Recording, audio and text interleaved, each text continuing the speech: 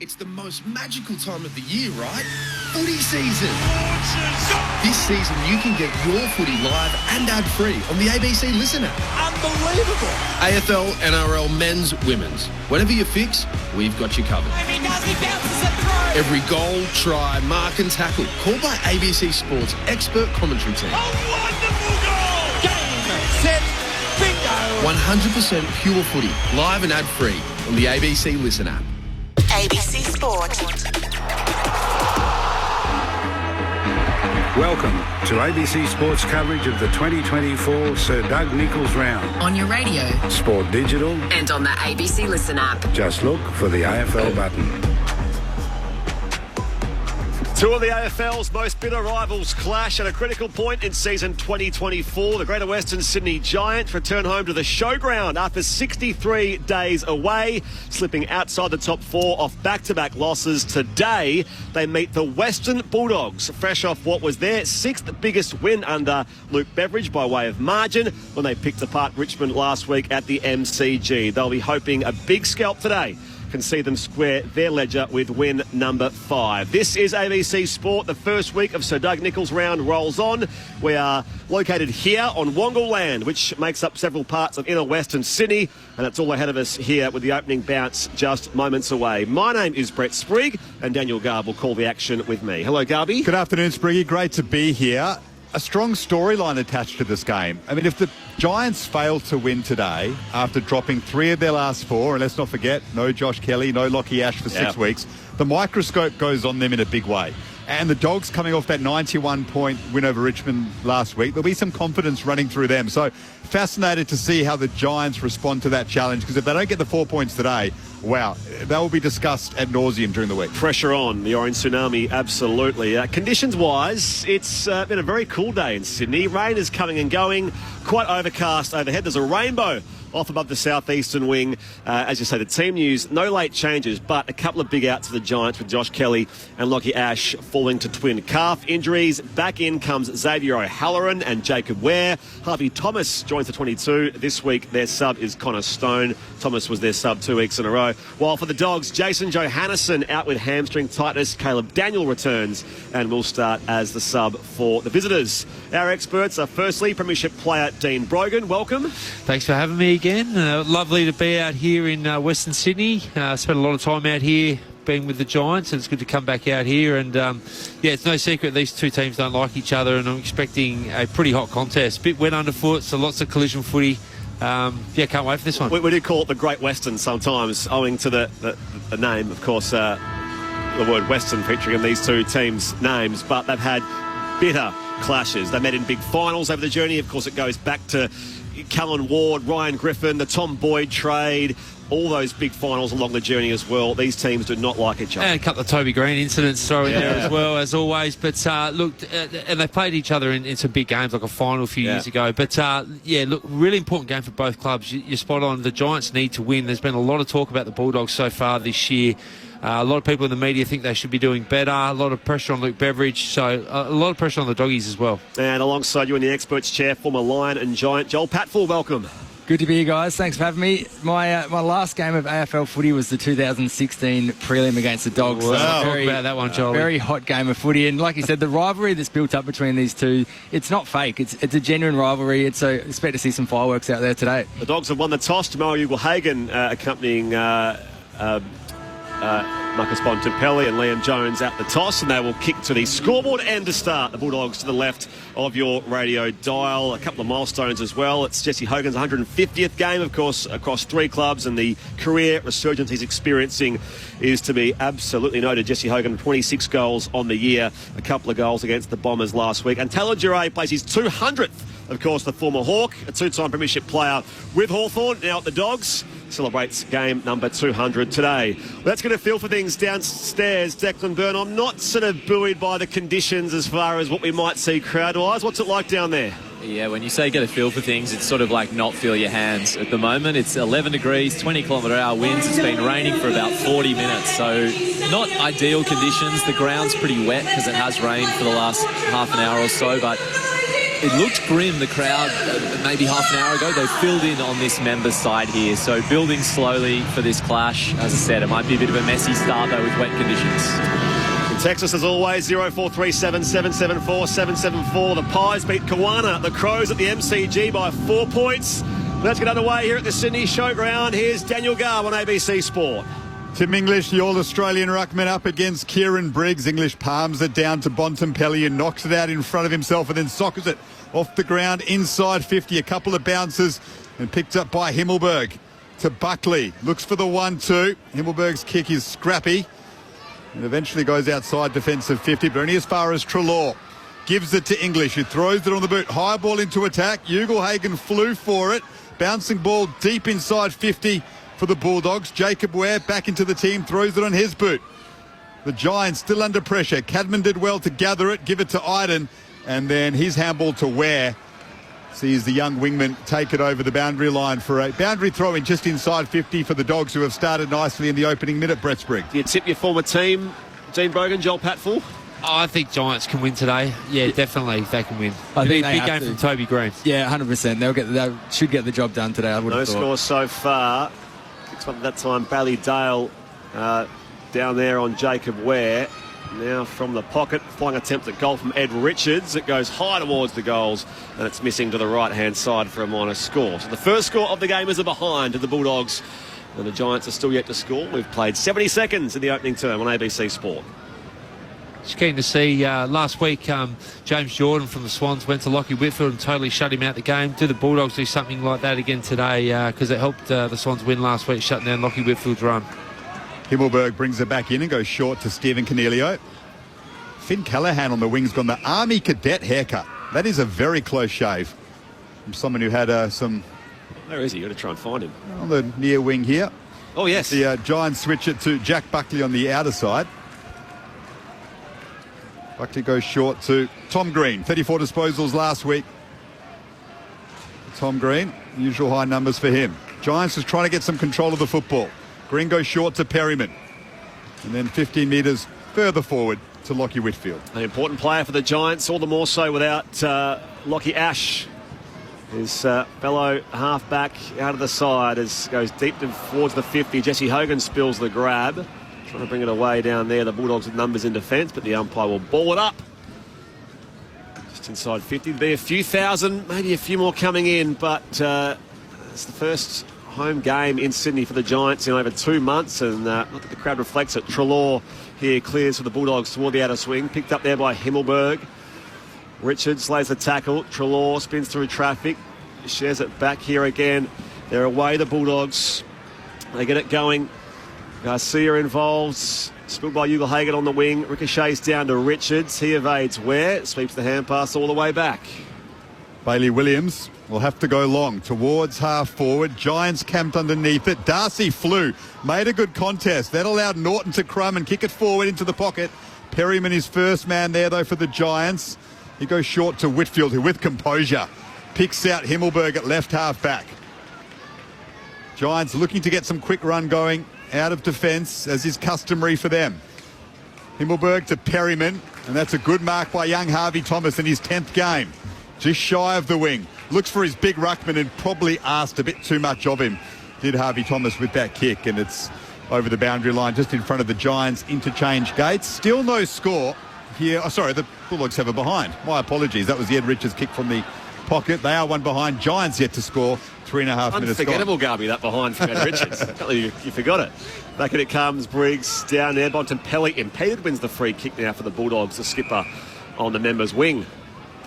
Yeah, a couple of big matchups for the midfield, and one's right here to free kick to Bontempelli. Ward going to Bontempelli, so he's giving up a bit of height, Wardy, but for toughness he's got him as well. But it's going to be an interesting matchup, that one. Bulldogs skipper Bontempelli goes deep inside 50, and Darcy gets up and claims the overhead grab. He's 45 out. That's how he beat Himmelberg in the contest.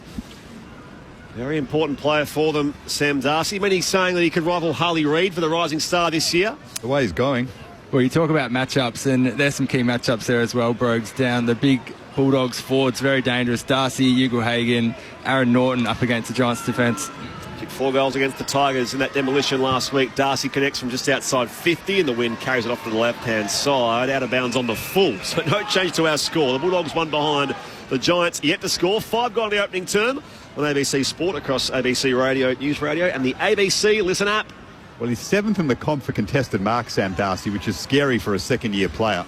It shows his potential. The Giants move it up the wing on the outer side. Picked up by Bontempelli, though. Quick hands is sharked by Jacob Ware. His kick was scrappy, though, straight into Cleary in the Bulldogs side for his second game, Luke Cleary.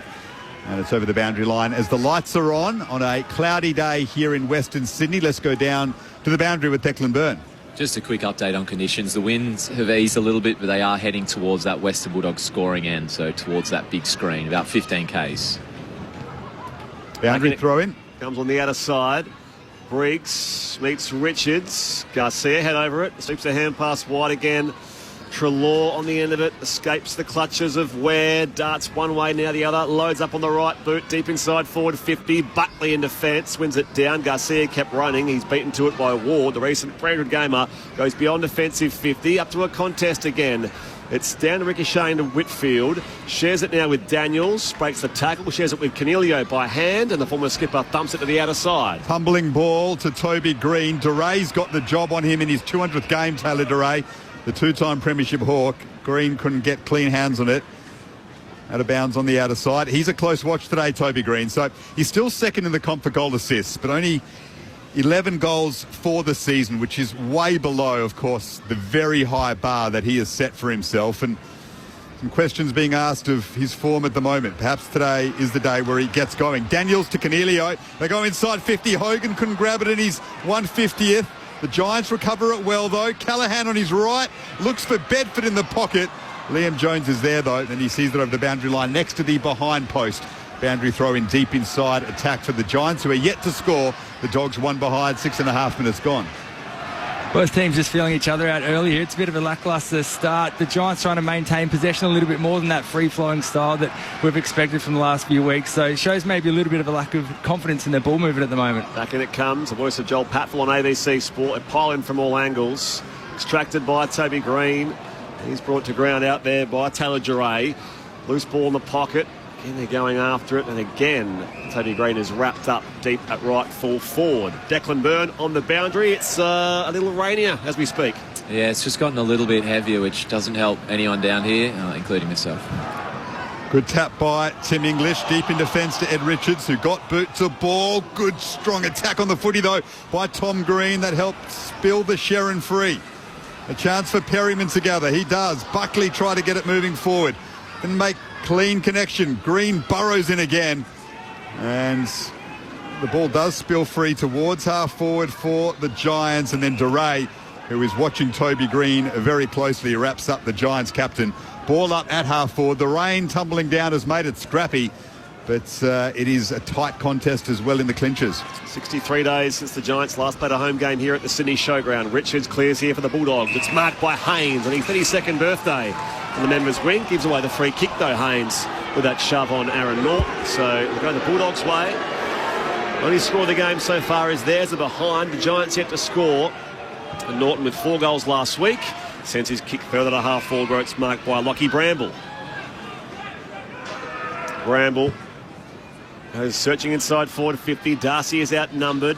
That time taken by Taylor. Ward the hand pass to Haynes, and now Canelio. The inaugural Giants link up again. Haynes dashing off half back, clears to the outer side. Throws it on his boot.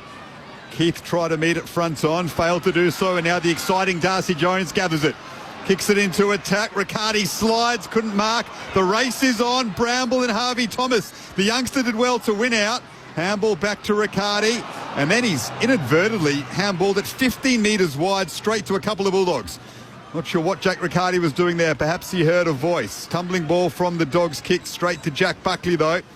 He goes back to half forward. Darcy Jones does well to control it to himself, but the Bulldogs win it across half back through Bailey Williams. Williams Looks it all back by hand again. Luke Cleary involved, and they propel themselves forward of half back to a 2-on-2. Buckley goes up there with a telling touch to the outside. Darcy lays the tackle down there on Himmelberg, and the ball bounces toward the boundary line for a throw-in at right half back for the Dogs, who lead one behind the Greater Western Sydney, who are yet to score. 10 gone to the opening quarter on ABC Sport. Your experts are Dean Brogan and Joel Patfull. It just looked a little bit untidy going inside 50 of the Giants. The game's predominantly played in between the arcs at the moment, so the Giants just lots of possession but just can't seem to get it inside 50 at the moment. English has tapped straight to Perryman and then Cornelio. Harvey Thomas did well to gather the football cleanly. He was caught holding the football though. Free kick to Joel Frazier in just his second game.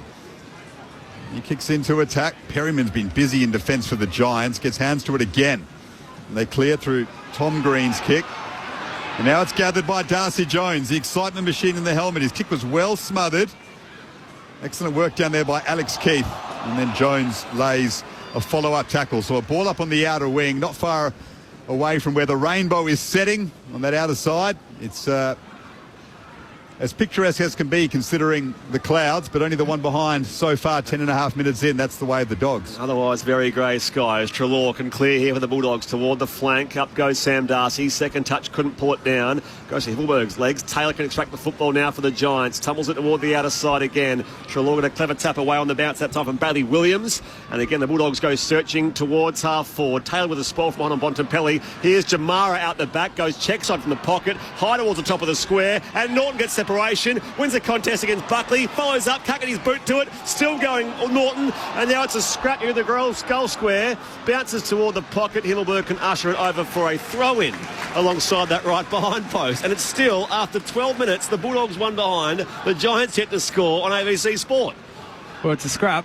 It's clearly the conditions affecting both teams here, skill-wise, ground level.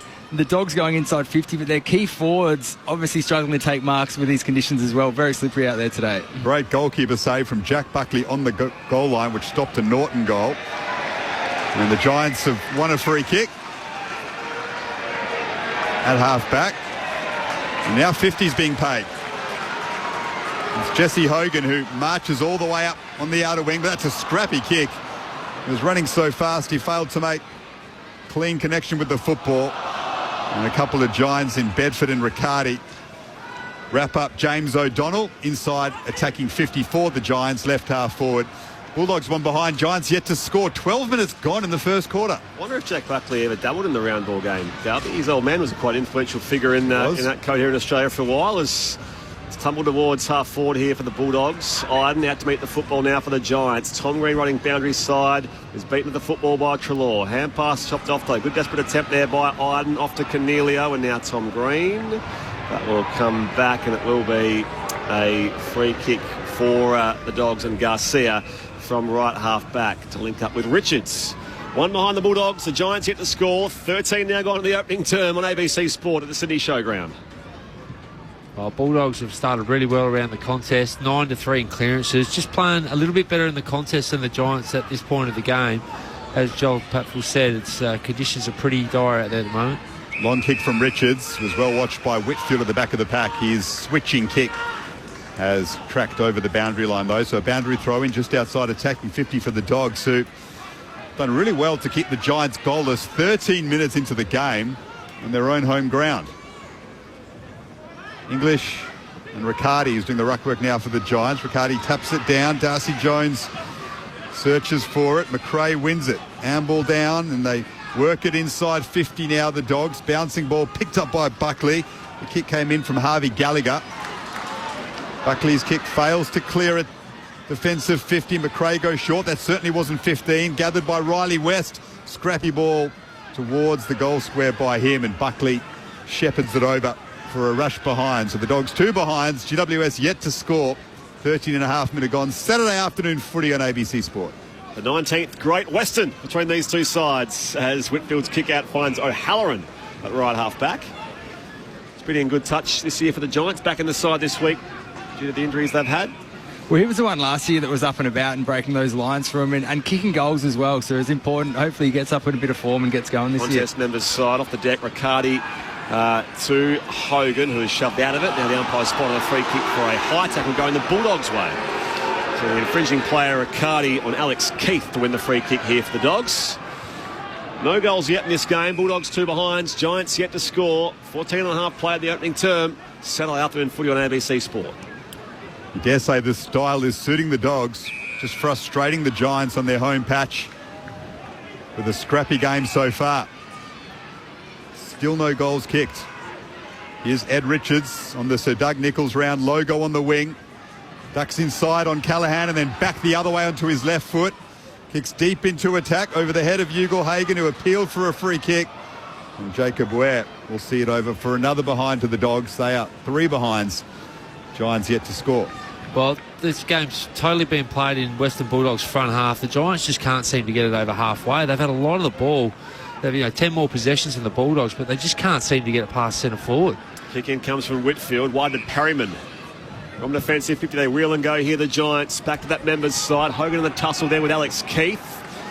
Hogan does spin out of the tackle. Snaps up the line here again, and Tim English nullifies the threat with Toby Green lurking. Spoils out of bounds for a throw-in. Funny old thing, confidence, isn't it? Dean Brogan, Joel Patfull, when it goes, you don't quite know necessarily how to get it back straight away. It just seems like their forwards are getting really high up the ground, so when they look up to kick, they don't have anyone to kick to, so you maybe got to drag the forwards back deep inside 50. English wins the ruck tap, and Riley West tried to socket it off the ground. Ball in dispute on the wing. Picked up again by Ed Richards, who had started beautifully. 7 disposals for him. His kick to half forward is thumped over the boundary line by Sam Taylor. Boundary throw in, 55 out from the Bulldogs attacking goal. Treloar 8 disposals, Richards 7, Perryman 7 for the Giants. Whitfield and Canelio 6 apiece. On the text, Tim has the Great Western puns going. A Giants loss would be unforgiven. The Doggies will have to show true grit to win this. Leading so far, 3 behinds. The first 3 scores of the game. Richards toes it forward now inside 50. Perryman is a nudge over the boundary line down there by Riley West. It says, if I had a fistful of dollars on the Doggies, I would win a few dollars more. If you like your Western movies, there's you'll understand Tim's references there. 0437 774 774. The footy is not much here at the showground so far. Dogs by 3. Umpire heaves it back in. Darcy in front of Riccardi. Down to Richards. Flying shot in the run from 40. Brings it back. Hits the posts. That was the best look they've had for a while. For the first major of the game. He had the first score of the game, Ed Richards, and a behind there as well. The Dogs now with 4 behinds on the board. The Giants yet to score. 17 gone the opening term. Well, in games like this, you've got to win contests, you've got to win your clearances, you've got to win the stoppages. And at the moment, the Giants are getting absolutely smashed around the footy. It's 12-3 in clearances. There'll be red alerts going off everywhere in Adam Kingley's coach's box at the moment with these clearance work. Connor Iden from half back kicks to Hogan. That's a strong grab. And he's 150th. When they're under pressure, they love doing this. Just send Jesse up the ground to take a big pack mark and help us control the game a bit more. That was excellent from the milestone man. He switches it to Sam Taylor, though. The deepest man in defence for the Giants. To the outer side they go, and Nick Haynes. They've got an issue with Ed Richards, the Giants. 34 disposals last week, 9 already for the game. 284 metres gained in a scrappy match. And there he is again with his 10th touch. Whitfield does well to smother it, though, at half forward for the Giants, and over the boundary line it goes. Well, they're going to have a look here, the Giants, at the way they're moving the ball. The Dogs are happy for them to chip it around at half back and even to the wing, but they can't find an avenue inside forward 50. The Dogs are getting numbers back and turning over from there. Voice of two-time best and fairest Brisbane Lion, Joel Patfull, alongside former Giants teammates Dean Brogan here at the showground as a free kick will go the way of the home side. Jake Riccardi attacking side of the wing on the outer side. Looking for their first score of the match. Long to the teeth of goal here for the Giants. Up goes Hogan in the contest with Jones. Shucked by Green. Snaps. Toby Green has the opening goal. Who else but the Giants skipper? On the counter-attack they go. Against the run of play, they score the opening major of the game. 1 straight 6 GWS leads the Bulldogs 4 behinds. 18.5 play of the opening term. Your experts Joel Patfull and Dean Brogan on ABC Sport. Well, it's your perfect wet weather goal, isn't it? It's your long to a key forward, top of the goal square. front and centre, and a quick snap out of the pack. And I think that's the way the game's going to go today. Obviously, it's going to be tough for the key forwards to take those marks, but that's what you want them to do. Bring the ball forward and give those small forwards a chance. Get Toby Green into the game, and they're going to be crucial for the Giants moving forward. Well, it was the first real deep entry they had, wasn't it? They haven't been able to get it into that goal square, sort of top of the square sort of region. But, Toby Green, he's been down on form, but eventually it's going to happen. He's too good a player to keep going week after week being mediocre. So if he's ever going to have a good game, a big one, it's against his arch rival in Western Bulldogs. And he averages 2.9 goals a game against the Bulldogs, his highest average haul against any opponent. So he dines out against the Dogs, who have won a free kick in the middle of the ground through Sam Darcy. Sends it long into attack for the Bulldogs. Sam Taylor's back there. Read it better than Norton. Worked him under the football and took a mark deep in defence. Off his 100th game last week, Sam Taylor bombs it long beyond the D50 here for the Giants. Out to a 2-on-2. Cadman waiting at the back. It's spoiled out toward the boundary line and ushered over there for a throw-in. This time by James Harms, who was speaking of good players last week. 4 goals and 27 disposals against the Tigers, James Harms. The Giants lead by 2 points here at a near empty Sydney Showground. Back in it comes. Briggs and Darcy tussle as McRae turns his high kick inside 50. Miss Norton out the back. Buckley arrives on the bounce to him. Gathers, shares it with Callaghan by hand. The Giants are away again. Jones this time does beat Frazier for pace, and the headgear wearing Darcy Jones is away. He did that so well, Darcy Jones. Just let the football run past him and then uses his speed, but he turned it over to DeRay and gives it to Alex Keith.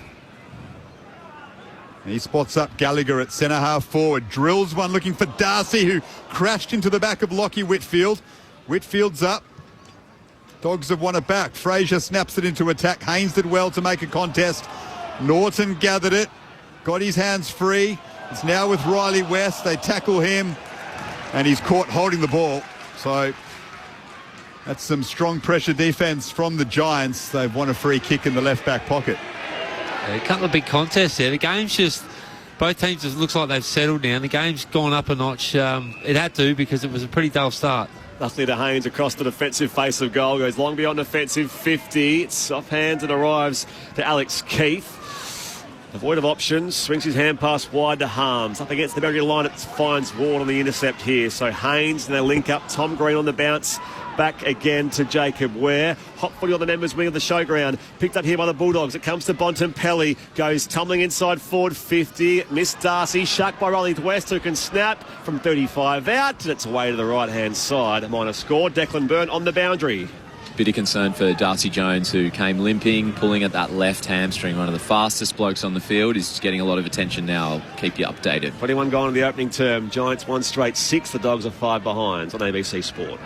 Connor Stone, the Giants sub, is just up from the bench now and starting to stretch. So that's a worry for GWS. If Darcy Jones is forced out of the game, it doesn't look good at the moment. Lockie Whitfield brings her back in, drives it up to the wing. Off hands, gathered by Gallagher. Snaps it deep into attack again for the Western Bulldogs, and Taylor and Iden allow it to bounce over next to the behind post. The Dogs 5 behinds, the Giants 1 straight 6. Toby Green with the only goal of the game. And GWS may be forced into an early sub if Darcy Jones has done a hamstring. It's the 1 goal in the game so far, as you heard there. Briggs has that throw-in held up in the breeze. Briggs was the first and only player to it, and he fumbles the footy out of bounds for another throw-in. Well, the Giants will be happy with this at the moment. It's 18 inside 50s to 5. So for them to be leading this deep into the first quarter, they'll be happy with. Giants defenders holding up well under such pressure early. Toby Green, the sole goal scorer. Briggs down to Treloar. Kick is smothered by Ware. Goes again. Off the deck, shed by Garcia. Out after it, English, but Haynes, the first pair of hands there for the Giants. Sweeping hand pass wide to Callaghan. At the junction of 50. Keeps it alive now. Sets the task there for Daniels sliding in. Coming the other way, though, it was Riley West. And now O'Halloran lays the tackle on Bontempelli. The footy does come loose. No, it doesn't. It came eventually.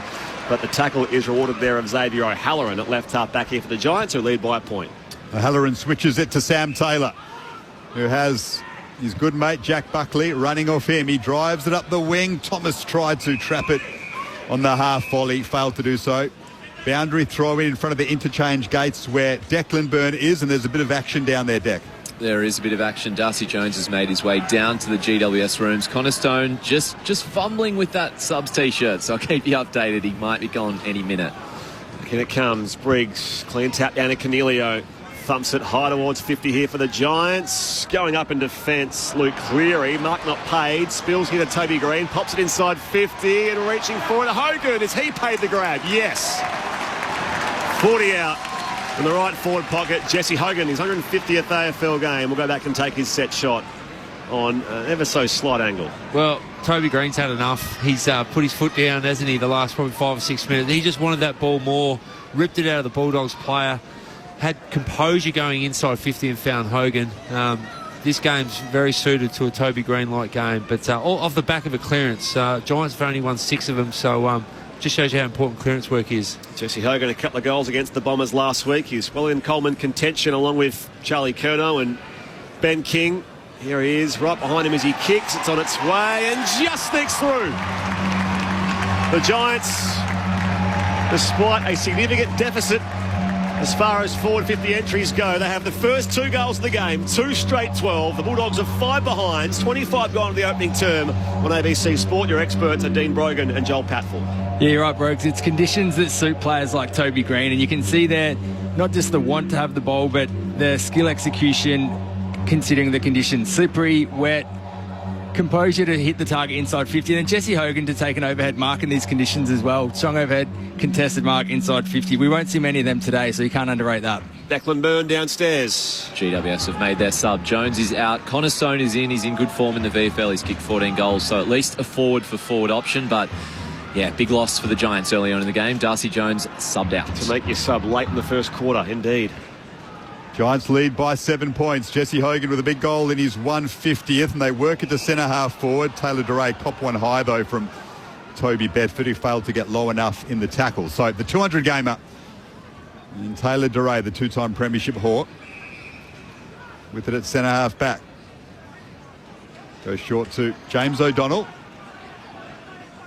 Now play on with that raking left foot, kick to half forward. Good punch by Himmelberg from the back of the pack. Gathered by Taylor, who was hit hard. He's fine, though. Cornelio has it. Now Perryman. This is better from the Giants. They're starting to get some rhythm going off half back. Buckley to Haynes, who kicks it in front of Thomas, who once again just traps it on the half volley. Does that pretty well, does the youngster, who's made an impression in his first season for GWS. Eventually it's over the boundary line for a throw-in. GWS 2 straight 12. The Bulldogs are 5 behind. 7-point lead to GWS. Saturday afternoon footy, ABC Sport. Wouldn't be a long quarter, given the only 2 goals scored so far. Garcia slides in. Tackled there by Briggs. Ball comes to the outside. Ware looking to gather. Richards does so now for the Bulldogs. Loads up inside 50. Norton comes one way. Buckley back with the flight and defence for the Giants. Just goes inside 50 now in that left forward pocket. And hacked out of the air by Himmelberg. English again can't gather. Tom Green does for the Giants. Off to Ware, who can balk around Treloar and kick from right half back. Up the line now where Hogan's being held by Keith, and the umpire sees the free kick and in fact pays it for over the shoulder. Long way from home, Jesse Hogan, most recent goal kicker in the game, but the umpire hadn't blown time back on, so we'll come back on the wing here for this Hogan free kick. Declan Byrne, not far away from you. Ed Richards in a bit of trouble. Copped one from Tom Green as he kicked the ball. He's come off holding his ribs. We'll keep you updated. That's a worry. 10 disposals for him. Hogan having an influence in his 150th. Kicks inside 50. There's a free kick going the way of the Giants. Kieran Briggs has the football in his hand, but it's Aaron Cadman who has won it. The free kick is against Liam Jones. So Cadman, the #1 draft pick from a couple of years ago, who failed to kick a goal in the loss to Essendon last week, the only game in which he's failed to deliver a major in this season. Will kick from 50. Slight angle to the right. Giants kicking to the right of your radio dial. The left-footed Cadman needs to bring this around. Fails to do so.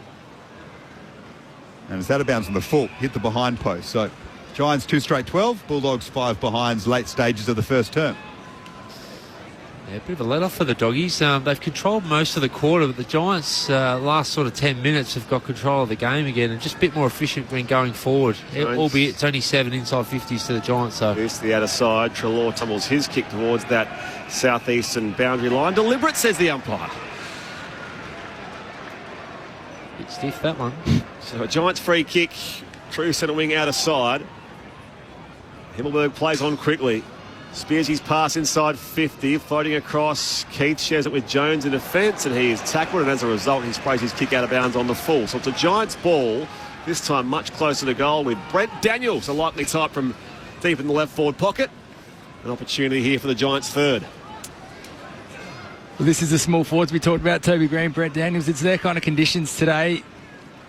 Look to make the most of opportunities like this. Opens up the angle here, does Brent Daniels. Brings around on the snap, and it's across the face for a minor score. It's their first blemish on the scoreboard. 2-1-13 the Giants. The Bulldogs are 5 behind. So we've just hit the half-hour mark here. Declan Byrne on the boundary. Yeah, just quickly, Jack Buckley went to come off. He was hobbling, but they sent him back on with such limited time left in the quarter. Ed Richards, he looks all right, just a bad winding. Kieran Briggs limping a little bit as well, just trying to run that off at the moment, the Giants ruckman. The ball comes out to the wing from the Bulldogs kick in, and then Harvey Thomas sees it over for a boundary throw in. Right half forward now for the Giants. 2-1-13. Dogs 5 behind. Jesse Hogan, the big goal in his 150th after Toby Green kicked the first for GWS. Said he didn't think he'd get to 100 games, Jesse Hogan. The pressure of AFL footy just wasn't agreeing with him, but he's found joy for the game here in Sydney. Toss back in, and again Treloar and Tom Green see it towards the boundary line.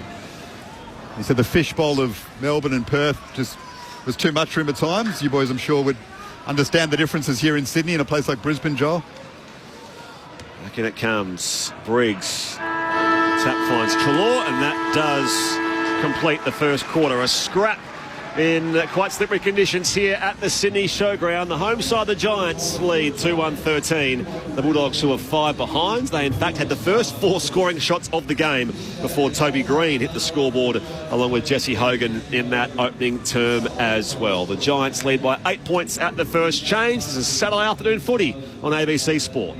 Looking for an easy way to find out what's happening in the world of sport? Stay up to date with the week's best sports stories, highlights and analysis with the ABC Sport newsletter. Oh, that is amazing! It's sports content to make you think or allow you not to.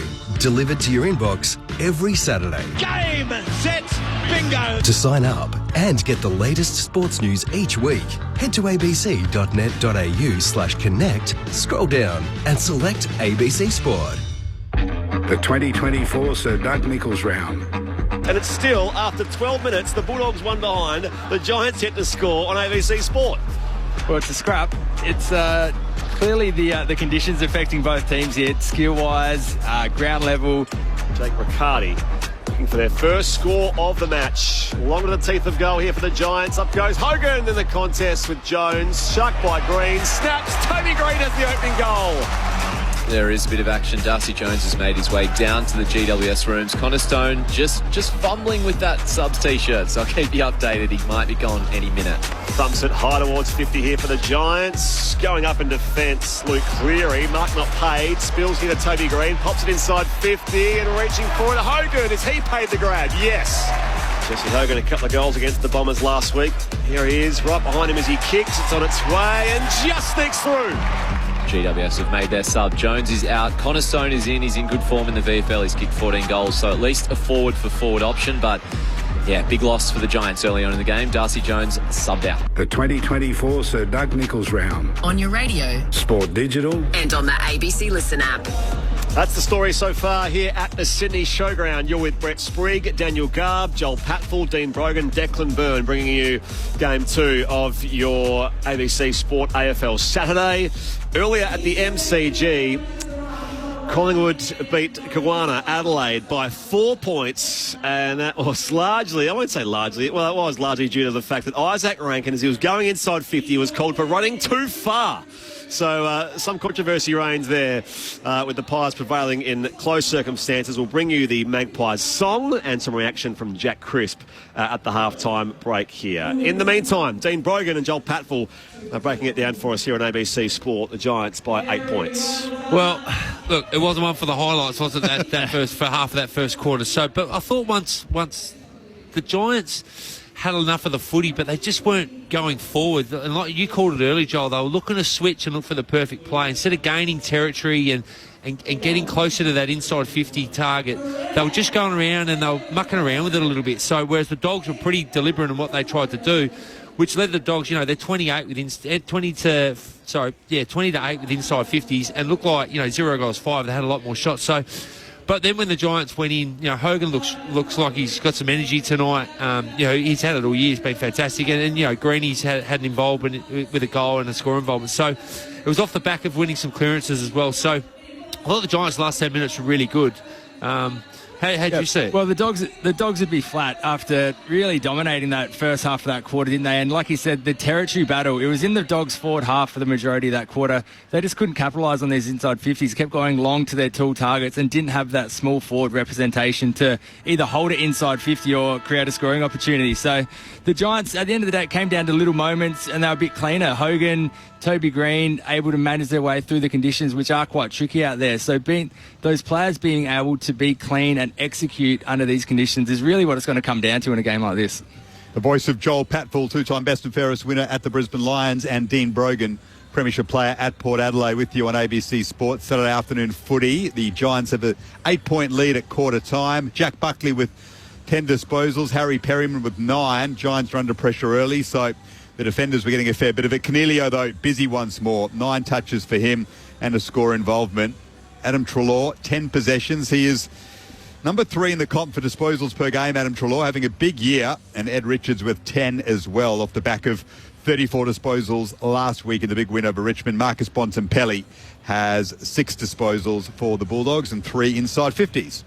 And the sub was made late in that first term, so Darcy Jones out of the game and Connor Stone in. Darcy Jones suffering that injury. Yeah, was that when he broke at full pace and kicked it? So, disappointing, because he looked like he was actually going to get off the chain a little bit. He looked like a bit of a spark. So. It's a shame because it's very early in his career. We shouldn't get carried away with it. But his debut season was ruined by an ACL. Everyone he spoke to at the Giants said pre-season he is playing opening rounds. Then he cops another injury, so he has to wait 5 or 6 weeks to play. Comes in, we all see his talent. Now he's got a hamstring injury, so he might be sidelined for another month. He just can't get going at the moment, and he has so much talent, the youngster.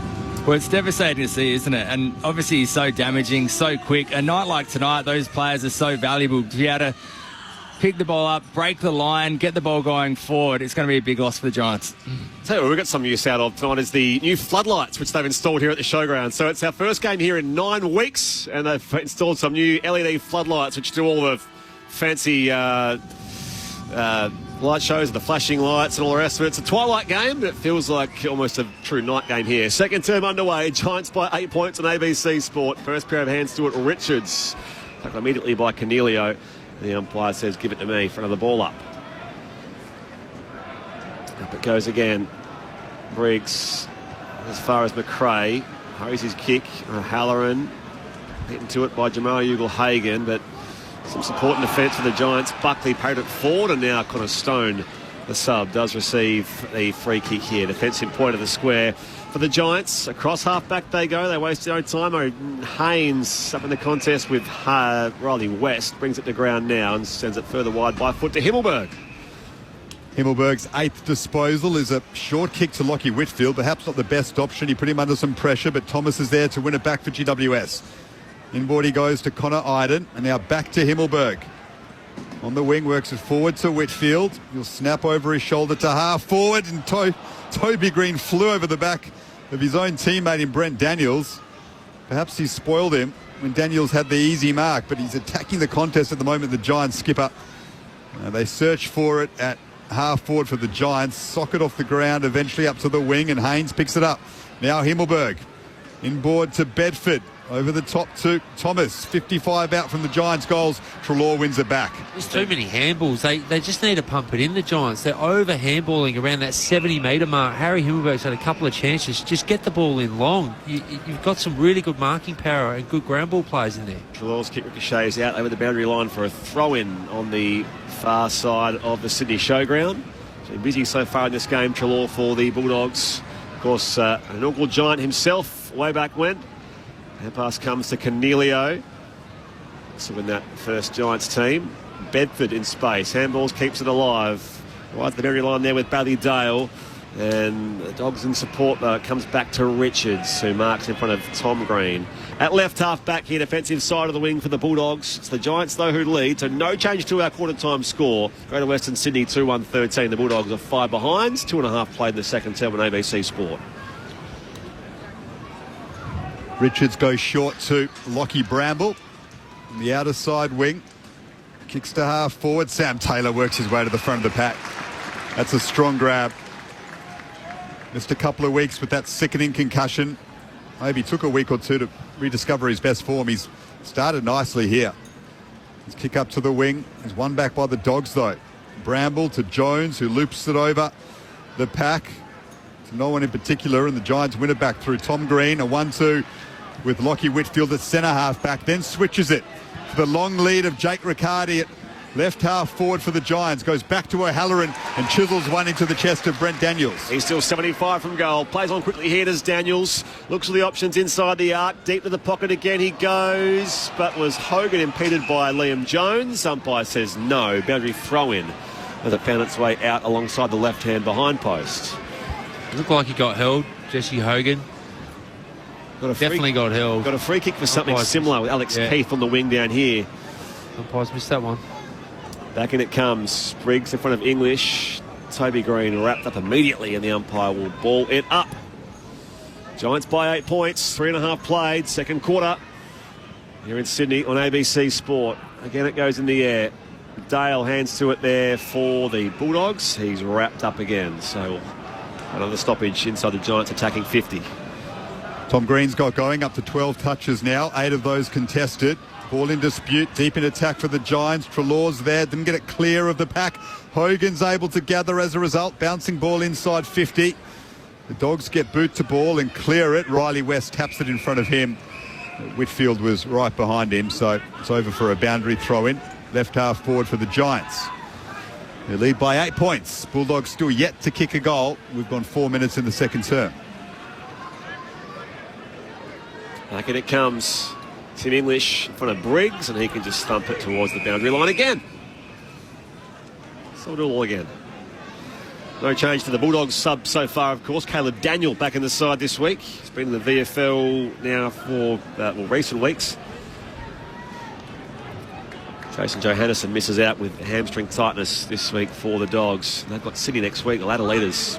Big occasion on Thursday at Docklands against the Swans as Richard sends the Bulldogs forward. Jamal Hagan is taking a one-handed mark here. Was paid. It's 50 as well against Sam Taylor.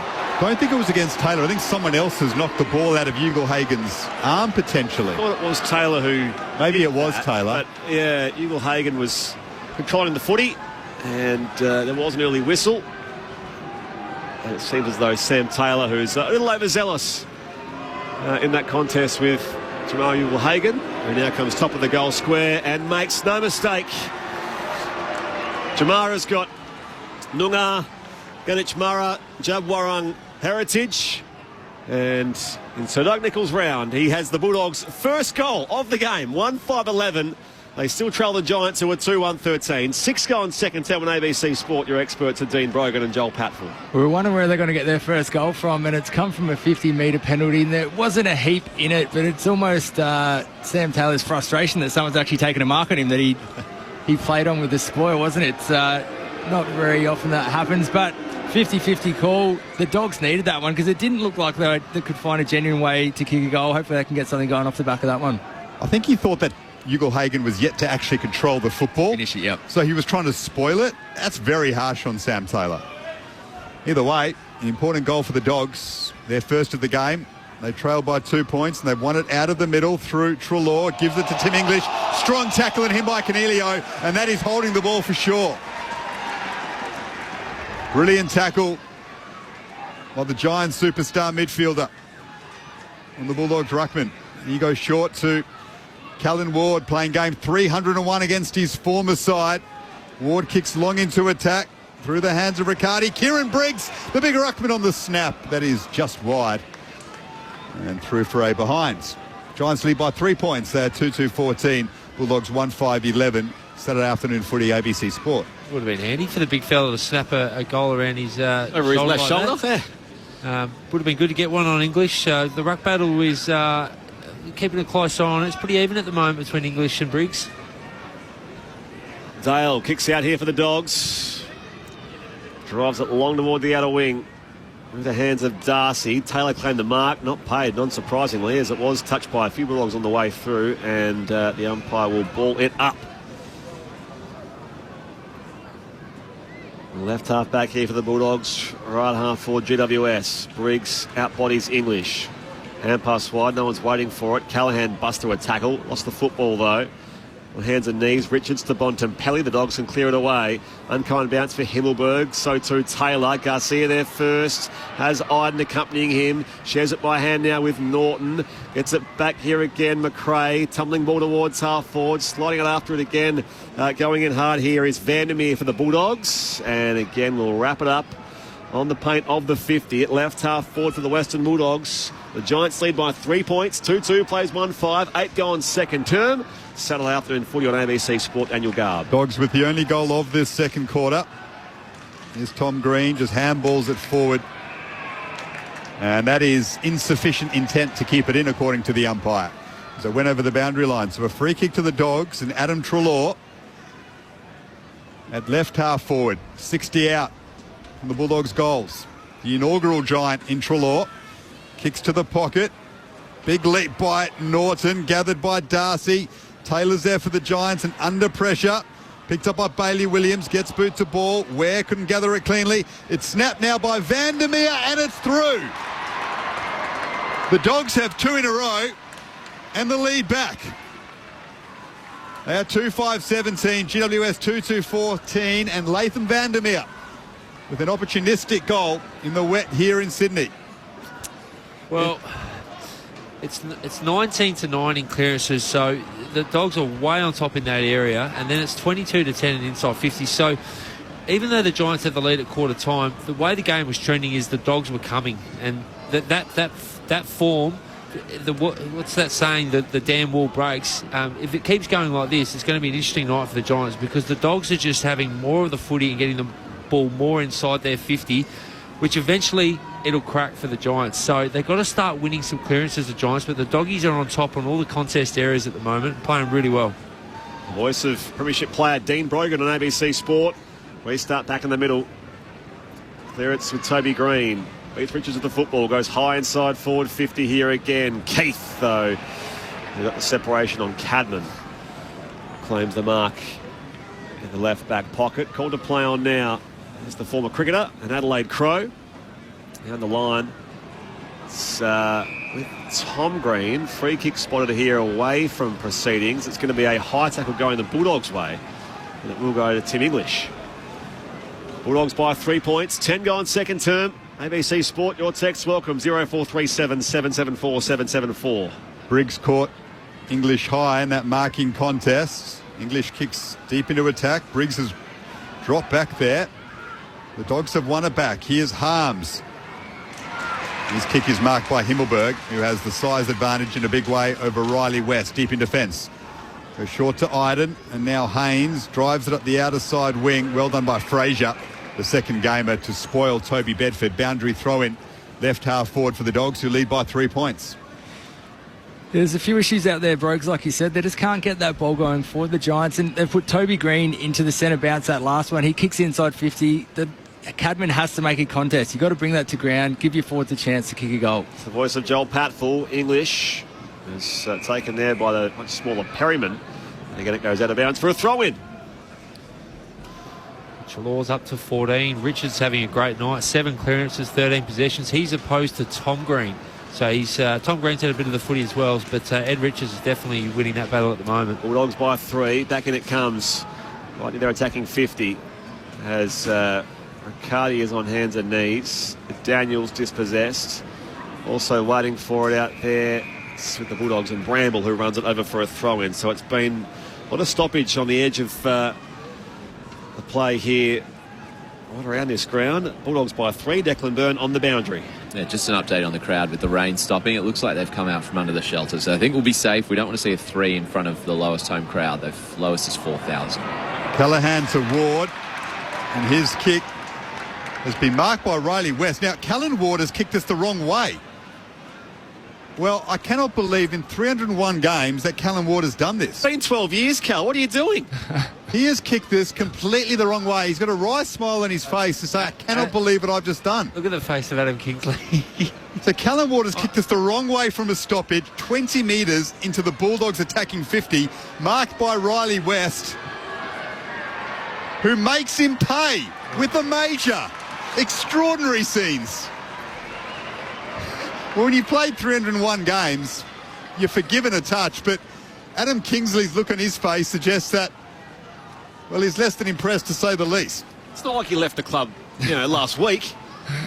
Well, it's small things like that that can sometimes show where the mindset is. You might be 5% off, you might be 10% off, but it looks like the Giants players are just a fraction off their best, and little things like that can creep into your game. It doesn't happen all the time, but I don't think he's probably ever done that before. You're being generous there, Jolie. That is an absolute mare by Wardy. I'm not sure what he was thinking. Calling that, I couldn't understand what was quite happening because it's so rare. Bizarre. And then you see Harry Himmelberg just look at Callum Ward, go, what are you doing? It's bizarre. Let's hope that doesn't come back to haunt the side tonight, because we know it's going to be a low-scoring affair, and that just hurts him. Ward's kick went westward. And Riley West with the goal from the restart. Ward sent a clearance to Cornelio.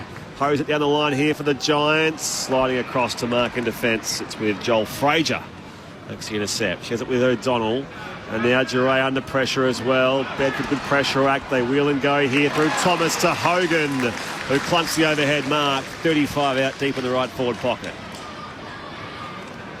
There was actually a bit more pressure around the footy then from the Giants. They brought some forward pressure out of the centre clearance, and it probably started with Ward, to be honest with you. He was probably a bit flat after the mistake that he made, and he got the ball going forward, but then the forwards pushed in, created the turnover, and hit Hogan for a set shot here.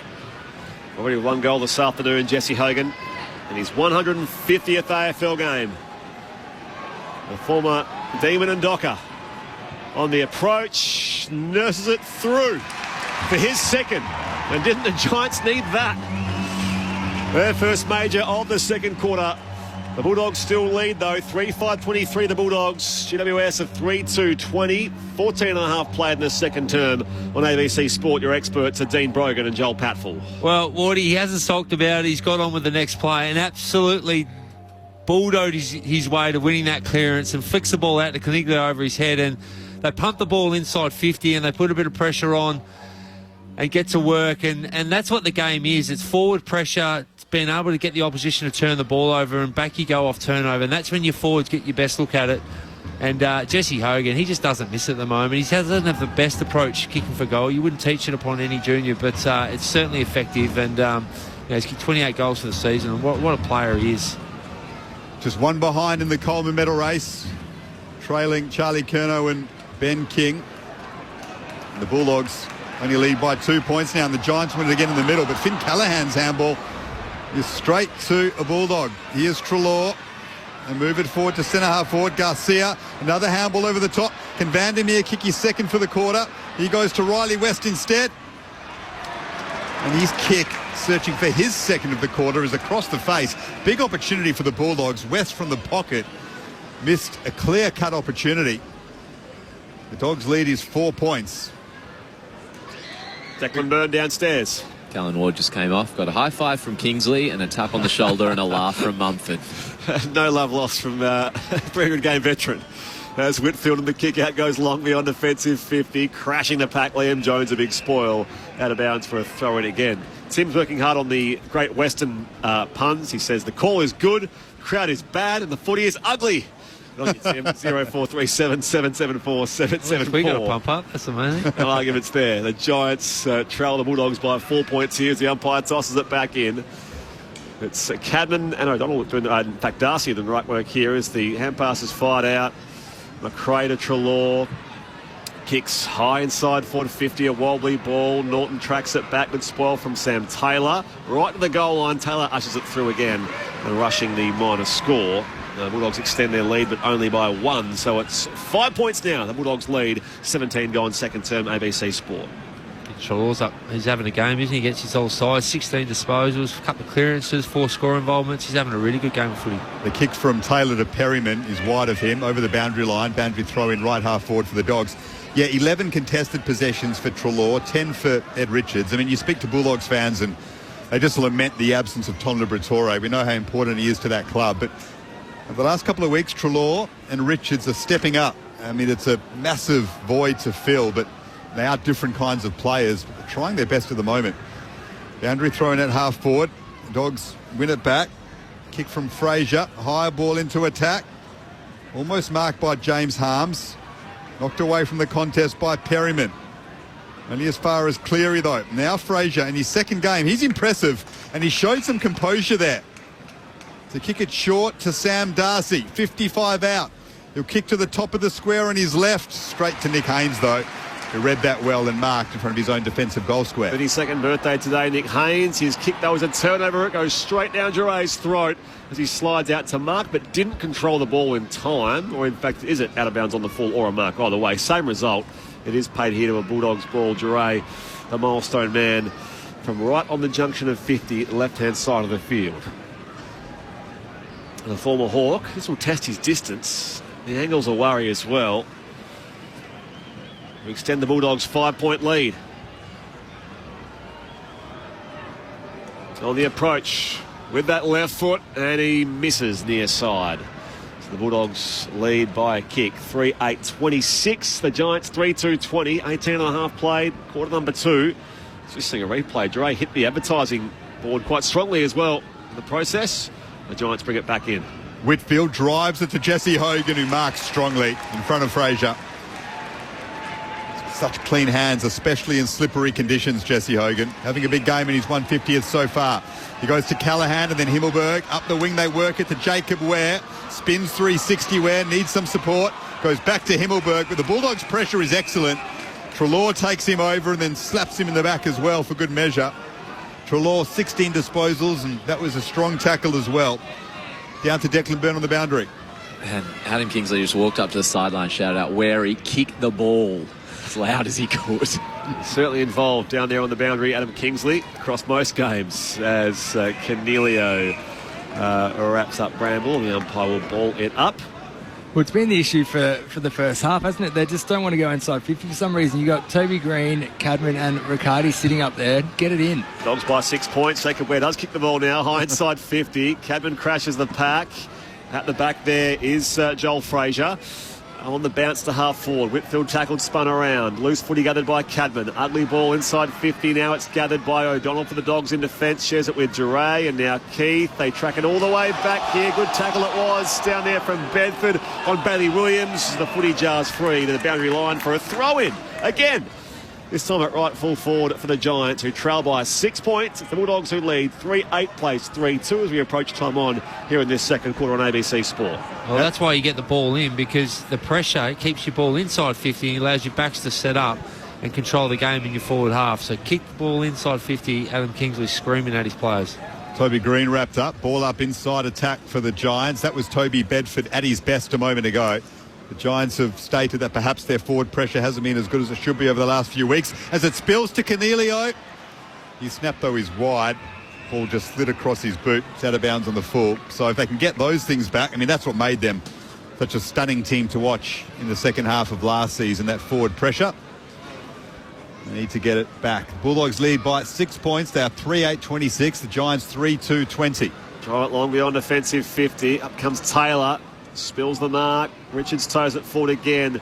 Dale off here again, looking for Joel Fraser. Richards bursts through traffic. McRae sweeps his hand pass wide, but again misses its target of West and bounces out of bounds for, guess what? Another throw-in on the outer side. So it's not been a masterclass of footy from either side so far. Just the 6 goals in the game as we've now hit someone in the second term, approaching half-time.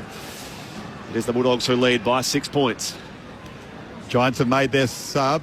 Darcy Jones is, as we have another boundary throw in, Darcy Jones is off with a hamstring injury. Connor Stone into the game. Caleb Daniel, the All-Australian and best and fairest winner of the Dogs from 2020, is the sub for Luke Beveridge. Only 6 games this season for Caleb Daniel. Boundary throw in, right half forward for the Giants. And the umpire isn't happy with the boundary throw in, so we'll have another one. Down to Declan Byrne in the meanwhile. All these boundary throw-ins, it's been on the far side. So Bontempelli and Ugelhagen and English all been off for 7 minutes.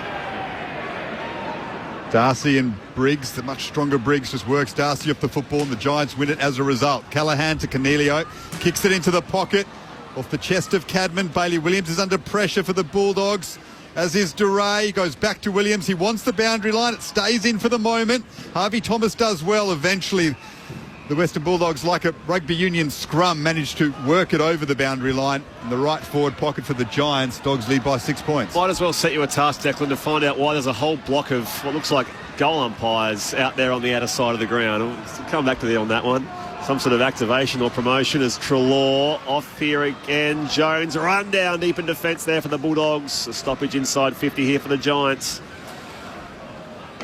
Bulldogs by 6 points. 3-8 plays 3-2. Earlier, Collingwood beat Goanna Adelaide by 4 points at the MCG. Isaac Rankin running too far on the final entry inside 50. Controversial circumstances here as Joel Frazier clears to the outer side again. It's off hands and over for a throw-in. This is what creates pressure for the Western Bulldogs defenders here. Repeat stoppages, repeat inside 50s. Just going to have to create that chance somehow. You need a quick kick, quick handball, set shot at goal, you're away. And Briggs is in the ruck, and that gives them an advantage. He palms it down. Bailey Williams is wrapped up by Toby Bedford. I thought it might have been a Bucks party on the outer side, everyone in high vis. It looks pretty tame. It's some AFL initiative. Young families involved.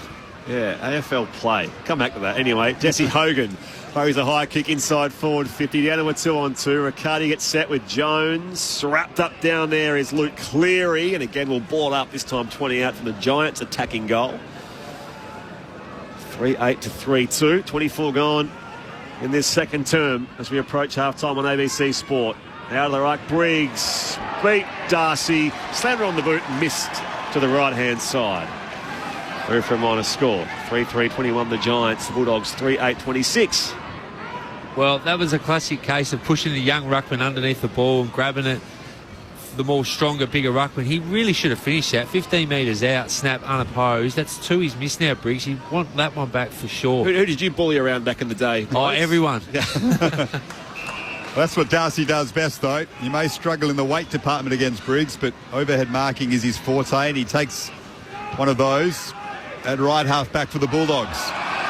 And now looks for Garcia, but in front of him, Vandermeer went through the back of Jacob Ware and gave away a free kick. Ware to half forward, looking for Riccardi. He was held well by Cleary and fairly, so a boundary throw in left half forward for the Giants. The Bulldogs are 3-8-26, the Giants 3-3-21. It is now Saturday evening footy on ABC Sport from the Sydney Showgrounds. Everyone talks about Max Gawn being one of the best rucks of all time. I'm sure Brogues probably had the measure of him back when he was just a junior. Little scrawny Max Gawn back in the day. Lucky he was not in my time. I had Nat Nui and Sandlands to deal with. It might have just crossed paths anyway. Taylor here under pressure in defence. Rolly West closed him down inside 50. Outnumbered though is West as Himmelberg goes to assist. Off the deck, Perryman only goes as far as Bontempelli. Buckley again goes with Ugle Hagen. Rolling ball towards the pocket. They pile in from all angles and the umpire will ball it up. 5 points, the Bulldogs lead here, 26 gone second term. And the Giants had plenty of attacks, failed to capitalise. Can the Bulldogs make something of this? Ball up, deep in, they're attacking 50. Bontempelli's wrapped up by Cullen Ward, who, can you believe it, gifted the Dogs a goal in the second term, kicking it the wrong way onto the chest of Riley West, who converted. As Lockie Bramble takes it over for another boundary throw in. Right forward pocket for the Bulldogs. Still can't believe that actually happened. It doesn't happen often. I mean, it is such a rarity, and sometimes it happens, but nothing happens. Well, it leads to a goal. That led to a goal, which was just bizarre. Dogs by 5. Back in it comes. English, this time out bodies Briggs. Shares it with Bramble. Hurried kick. Bounces towards Harms. Tangled up down there with Buckley. The former Demon stands in the tackle of Ware and also Iden. And again, we'll ball it up. Inside 50 here, the Bulldogs. Hang on to a 5-point lead. Ugle Hagen bursts through. Hand pass misses English. West off to Bramble. His hand pass Dicey, gathered by Stone. The Giants can clear. Stone looks for Hogan in a one-on-one against Liam Jones. Did well to get a hand in Hogan to knock it away from Jones, who was in a better position. And then the second effort tackle on Cleary is excellent, and he's holding the ball.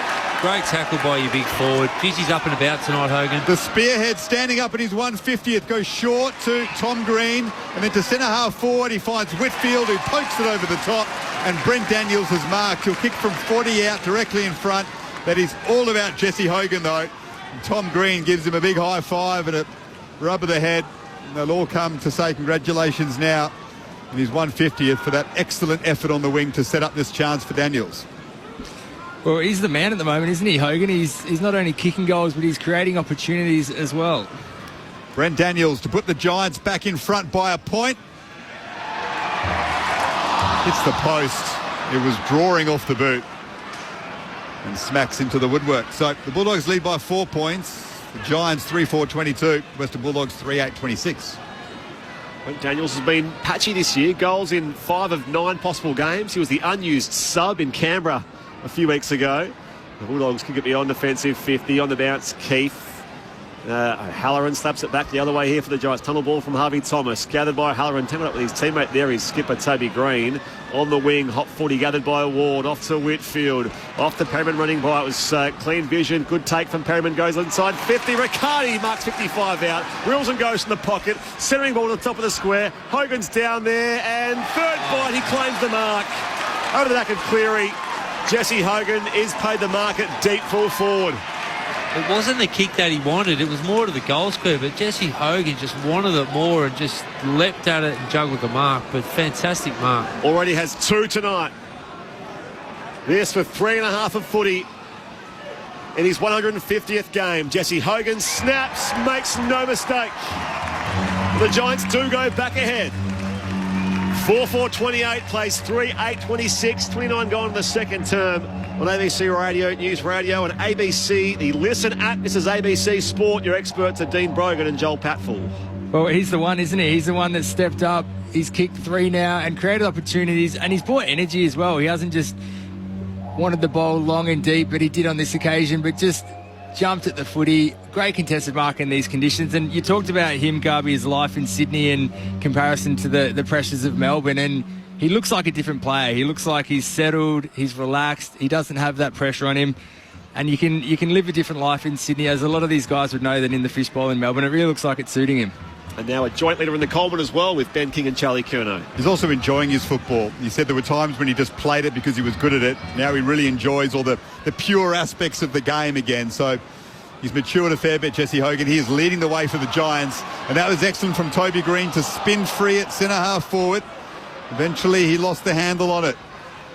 Here's Treloar, perhaps rivaling Jesse Hogan for best on the ground at the moment. Goes short to Cleary at half-back. He got around Bedford, drives it up the wing. Strong mark by Norton. He'll play on quickly on his left and kick to half-forward. He wants Sam Darcy. The kick is too far away from him. Bounces once and over the boundary line. So a throw in at half-forward for the Dogs. Giants 4-4-28. Bulldogs 3-8-26. Hogan with 3 goals, 10 possessions. He's taken 4 contested marks. Yeah, he's just looked like he's energised tonight. I mean, he's been good all year, but tonight especially, in a dull game, he's standing out better than anybody, really. Rest by 2. That kick from Kieran Briggs isn't a standout as Cleary gets back there and marks for the Bulldogs on the members' wing of the Sydney Showground. Cleary goes now deep to full to inside 50 at half forward. One there by Taylor in defence of the Giants. Sand pass picked off by Treloar. Harms brought to the ground by Himmelberg. Loose put together by Daniels. His wobbly kick goes up in the air. Out of bounds on the full. It's a Bulldogs ball. Catch that, Declan. Good spoil from Declan Byrne, by the way, in the front row of the grandstand. First touch of the year. Giants by 2 points here as we approach half-time on ABC Sport. Not quite a disposal, but perhaps the 1%er for Declan Byrne. Here's Alex Keith. Kicks to half forward. Darcy wins front position against Himmelberg, and Himmelberg was holding him. Gave away the free kick. Dogs play on, and Norton's marked. 20 out directly in front. That was slick. The choice to play on by James Harms, who found Norton marking in a contest. He'll kick from directly in front. That's a big win, one-on-one win by the young fella in Darcy. Looks like he's got a bit of strength about him. He doesn't look strong, but that one-on-one contest with Himmelberg had no choice but to hold him, gave away the free kick. So for a young fella, he wins a lot of one-on-ones for someone who's so raw. He's kicked 16 goals in his last 5 games, Aaron Norton. That is a bad miss. It's nowhere near as bad as Harry Mackay's last night, but directly in front, a player of his repute should do a lot better. That's a wasted chance. Had about 3 or 4 posters in this game so far. That's another one. From the back pocket, Hayden to Himmelberg. By the way, significant news as far as Sydney-based footballers and for footy fans in general. Chad Warner is free to play against the Bulldogs on Thursday. That's big news for the Dogs as well, I suppose, in some aspects, of course, after his striking incident last night on Mark Pitnet. It's only a fine with an early guilty plea, so he's free to play against the Dogs in the first game around 11 next week. Chad Warner, the Sydney Swan. Meanwhile, the ball's on the wing here. Gathered again by Cleary of the Dogs. Kicks to one-on-one. Norton out-muscles Himmelberg. Finds some space out the back. Hurried high ball inside forward to 50. Darcy, second bite, beats Buckley and Taylor all by himself. And Sam Darcy will go back and take his set shot from 30 out, a slight angle left of centre. Too big. He's creating a few issues up there, isn't he? That's two contests that he's won down there, and you wouldn't see Sam Taylor and Jack Buckley be beaten too many times in a one-on-one, so very impressive mark up forward. There's the half-time siren off his 4-goal effort last week, Sam Darcy. An earlier rising star nomination and the ideal finish to the first half of the Bulldogs as they take back the lead with that kick after the siren. So Darcy on the board. It's the Bulldogs 4-9-33. Greater Western Sydney 4-4-28. The margin 5 points in a low-scoring and sloppy encounter here at the Sydney Showground, of which now Darcy joins that list of goal kickers. All singles for the Bulldogs with Jamal Ugle-Hagan, Laith Vandermeer, as well as Riley West. While for the Giants, Jesse Hogan has 3. And Toby Green has the other for the home side. So 4-9-33 plays 4-4-28. Earlier at the MCG, Collingwood beat Gowanna Adelaide by 4 points, 12-6-78 to 11-8-74. Thanks largely to Isaac Rankin being penalised for running too far, which, by all intents and purposes, looks like the correct decision in the dying seconds as he was going inside 50. Crows fans none too happy, I'm sure, but the Pies win another close game there. We'll bring you a reaction from that game from Jack Crisp and join the Pies in the rooms. And coming up later on today, it'll be at Docklands, the Saints and the Dockers, Brisbane versus Richmond. All games, of course, on the ABC Listen app and either the AFL or AFL Extra button. Here, the Bulldogs by 5 points at the major break. Your experts on ABC Sport are Dean Brogan and Joel Patfull. Yeah, well, it's been a hard game to watch at times, hasn't it, Brogues? It's both teams started a bit slowly and it probably hasn't really hit any great heights, but really struggling with conditions and structure and ball movement, and the Dogs were able to capitalise late in the quarter. It does look like the weather conditions are drying up a little bit. Some key forwards taking some marks later in the quarter, been able to get their hands to it and convert there, but I mean, both teams would probably go back to the drawing board here and have a think about the way they're moving forward, because I don't think either of them would be happy with the kind of footy they're playing. The Dogs have been dominant in clearance and inside 50 and probably should have made the most of a few more opportunities. Yeah, you're spot on with the conditions. I think both teams are really hesitant to take the game on. We saw the last couple of goals by both sides is when they took the game on. They played a bit quicker. You know, the Giants' last goal, they kept the ball in motion, whereas instead of taking it over the boundary for a throw-in, they slapped it back and wanted to get some speed on the ball. And maybe that's because conditions are drying up a little bit now, so the players themselves feel like they want to go a bit quicker. So well, hopefully the second half, you know, the team that wants to take a bit of risk and take a bit of dare and play on and sort of break the lines could find themselves kicking some easy goals, because when they have done that, they've been able to hit the scoreboard. So, look, it's really evenly matched. Even though the Dogs have dominated inside 50s and clearances, the Giants just pegged it back a little bit that quarter, so the numbers aren't as bad as what they were for, a quarter and a half. But it's really evenly poised. At the moment, you're thinking it could go either way. But Darcy's a good player, and that ball, like for a kid, to nail that goal just before half-time was such an important goal, because it puts him in front, gives a bit of momentum, and they just might have a little bit more, the Bulldogs, when they're actually going inside 50. They just look that little bit more dangerous. You take Jesse Hogan out of that side at the moment for the Giants, I don't think they have an angle towards goals, so that's a concern, whereas the Doggies got a little bit more, when they actually go forward with a bit of speed and a bit of purpose, they just look a little bit more dangerous for mine. A month ago, the prospect of anyone winning the Rising Star other than Harley Reid seemed fanciful, but Sam Darcy is going to be a massive contender.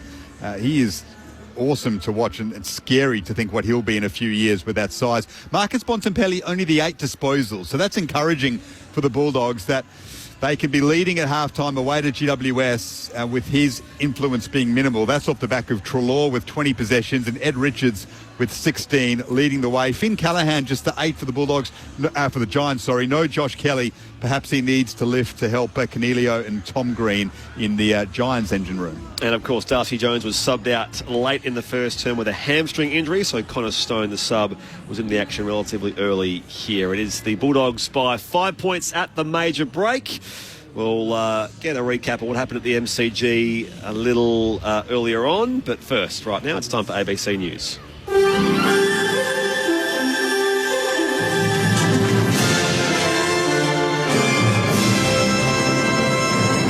Hello, this is ABC News with David Rowlands.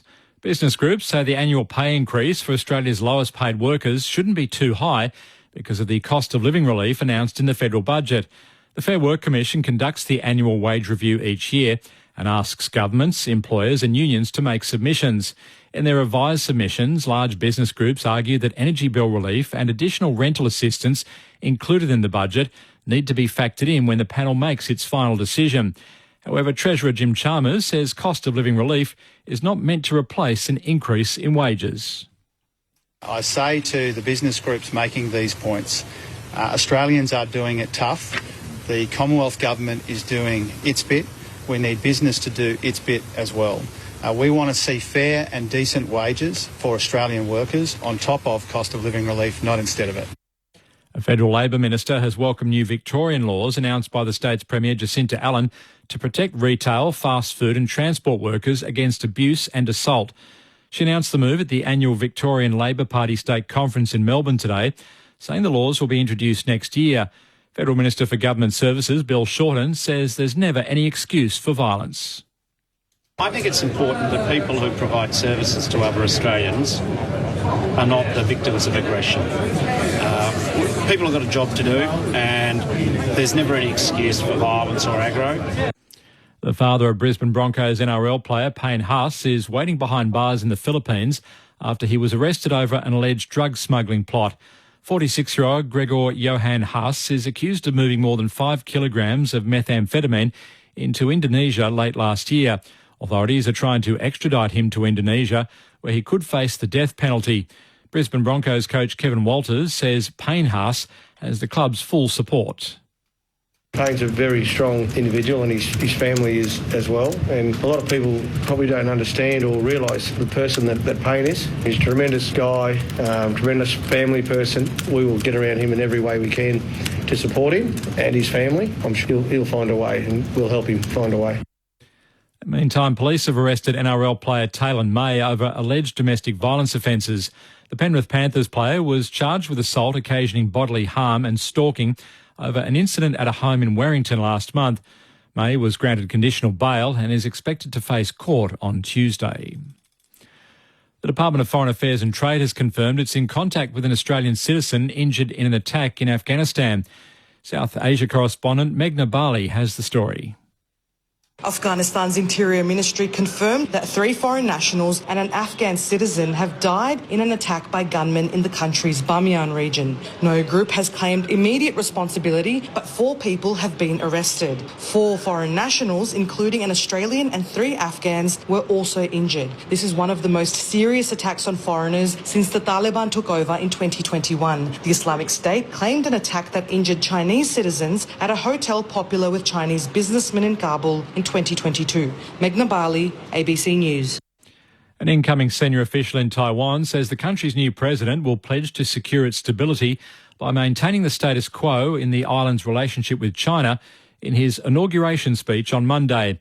Lai Ching-te faces increased pressure from China to accept its sovereignty over Taiwan, including almost daily military incursions near its airspace. The 64-year-old incoming leader has repeatedly offered to hold talks with China, but has been rebuffed by Beijing. Back home in football, Australia has suspended 3 A-League players over an alleged betting scandal. Brooke Chandler reports. Macarthur FC captain Ulysses Davila is one of 3 players from the A-League side who have been charged over the alleged abuse of yellow cards during games. They were granted police bail. Football Australia has handed the players no-fault interim suspensions. This means they are banned from playing on an interim basis without any finding of fault and pending the outcome of the criminal charges. Football Australia says the players have been suspended as a precautionary measure given the very serious nature of the allegations. And Jonathan Milan has made it 3 wins as he sprinted to victory on the 13th stage of this year's Giro d'Italia.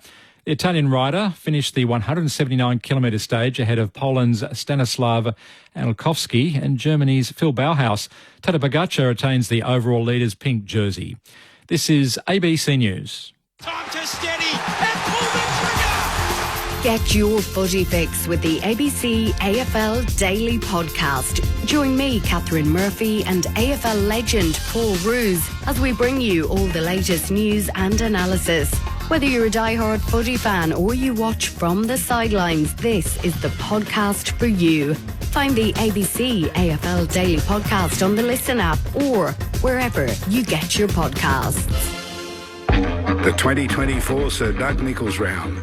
Richard sends the Bulldogs forward. Jamal Hagan is taking a one-handed mark here. Was paid. It's 50 as well against Sam Taylor. Jamal Hagan, and now comes top of the goal square and makes no mistake. Picked up by Bailey Williams, gets boot to ball. Ware couldn't gather it cleanly. It's snapped now by Vandermeer and it's through. The Dogs have 2 in a row and the lead back. The Callum Waters kicked us the wrong way from a stoppage, 20 metres into the Bulldogs attacking 50, marked by Riley West, who makes him pay with the major. Extraordinary scenes. And now Duray under pressure as well. Bedford with pressure act. They wheel and go here through Thomas to Hogan, who clunks the overhead mark. 35 out deep in the right forward pocket. Already 1 goal this afternoon. Jesse Hogan on the approach. Nurses it through for his second. And didn't the Giants need that?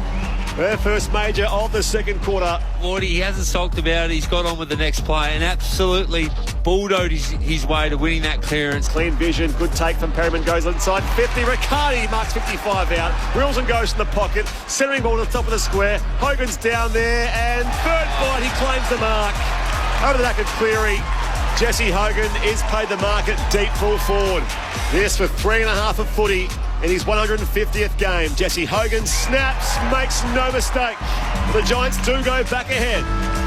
There's the halftime siren off his 4-goal effort last week, Sam Darcy. And the ideal finish to the first half of the Bulldogs as they take back the lead. The 2024 Sir Doug Nicholls round. On your radio. Sport Digital. And on the ABC Listen app. The lead did swing a few times in an otherwise lacklustre opening half here at the Sydney Showground. The Western Bulldogs lead GWS by 5 points. It's 4-9-33, plays 4-4-28.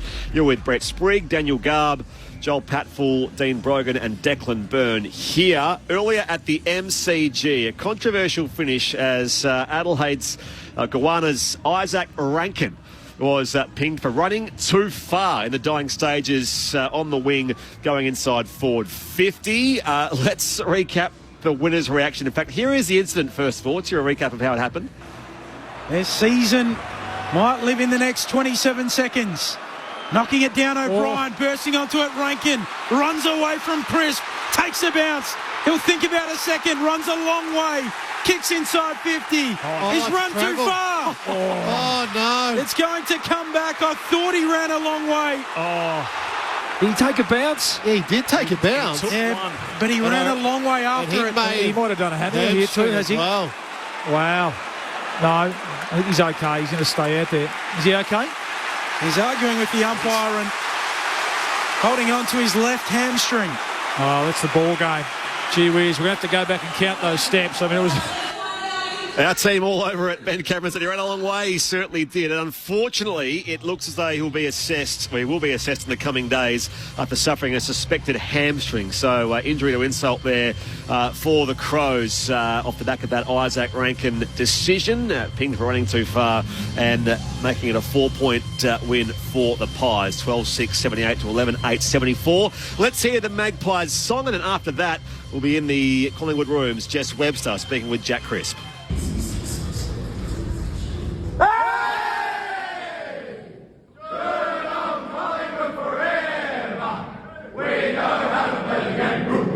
Side by side we stick together to uphold the Magpies. Hey, almighty, see the Americans are shouting as old Americans should. Oh, Americans today, for the good old Collingwood.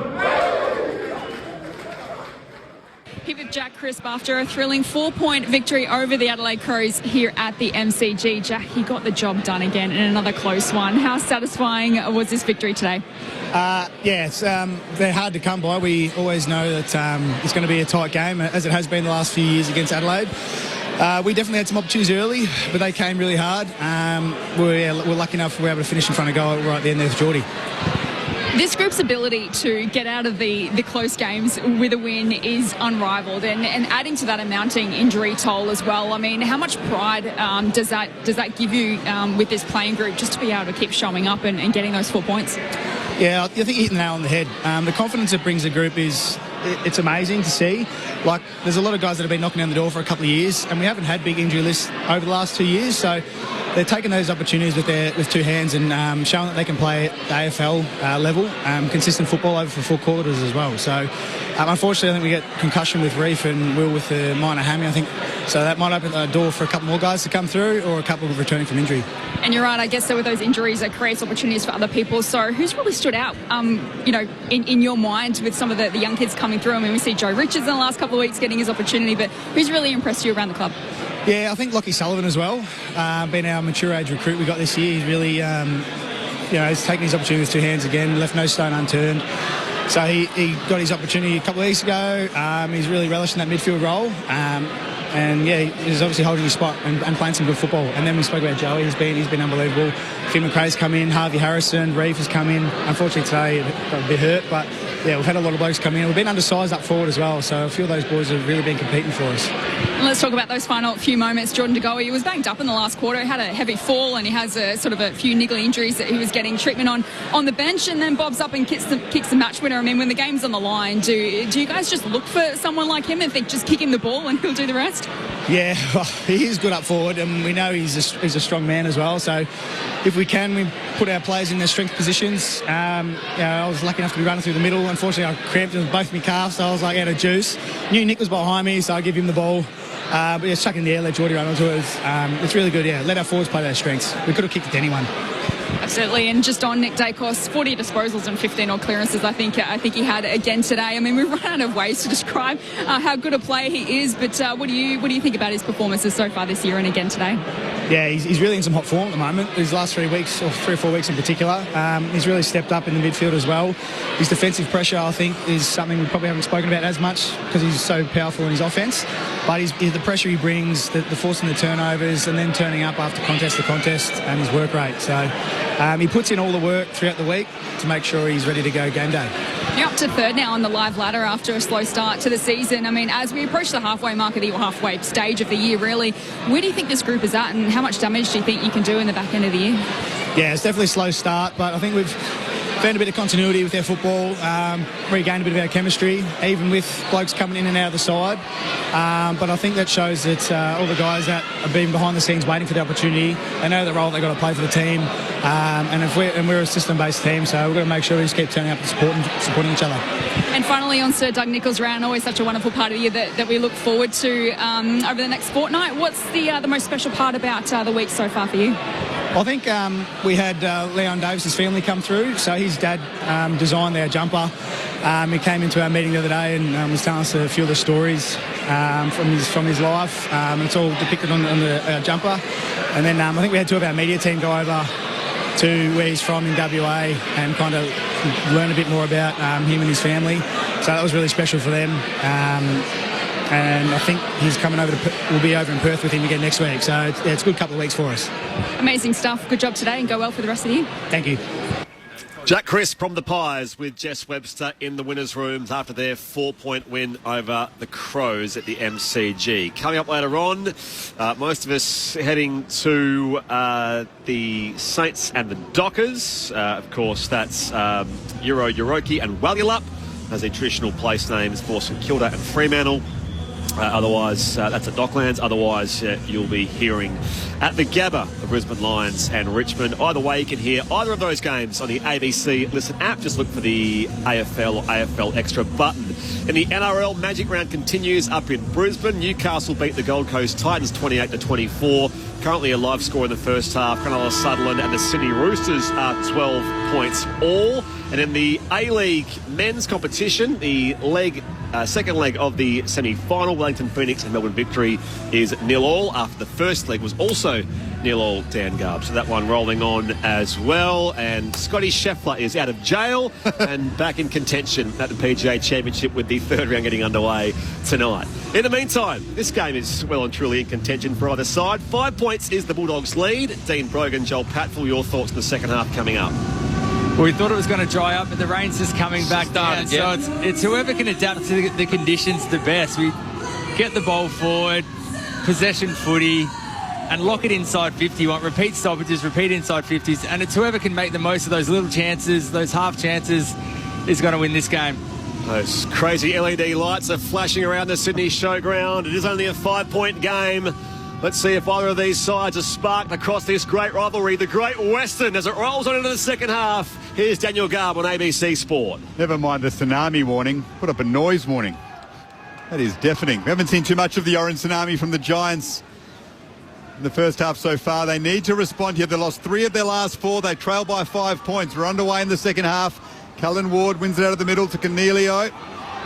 Gets it back from Harvey Thomas, does Cornelio, and darts around Bontempelli.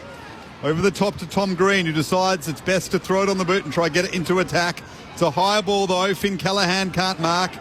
He scraps away for it at ground level, but Riley West is able to gather. Handball's back to Ugle-Hagan, and then Harms, who puts it out in front of Cleary. He was happy to take it over the boundary line, though, while pretending to kick it forward. We'll have a boundary throw in on the wing. The Bulldogs are 4-9-33. The Giants are 4-4-28. Luke Beveridge, as we know, under pressure, the Bulldogs coach. What a massive win this would be if his side can prevail in the second half. Both sides under pressure indeed, Garby. As you say, the Giants, if they slip this one at home, as Briggs and English run it towards the boundary line again for a throw-in. Falling out of the top 4, the Giants, currently in 6th at 6-3. And a date with the Cats at Virginia Park next week. Next up for them, but this game still to be won. 5 points the margin, no change to our halftime score. Daniels was taken there by Harms. Arrives to Green, hand pass to the top there on the bounce. Whitfield hacks it out of the air, deep inside forward, 50. Hogan launches from the back. Keith can't claim the mark. They pile in again from all angles. Bramble, and it's a scramble here for Ballydale. Torpedo effort from Ballydale goes a long way. Sam Darcy got hands to it again. Geez, impressive. Riley West, though, was at his feet and he gathered it. Treloar tried to poke it forward and then had his legs taken out from underneath him by Callaghan, who's struggling to get into the game at the moment, Finn Callaghan.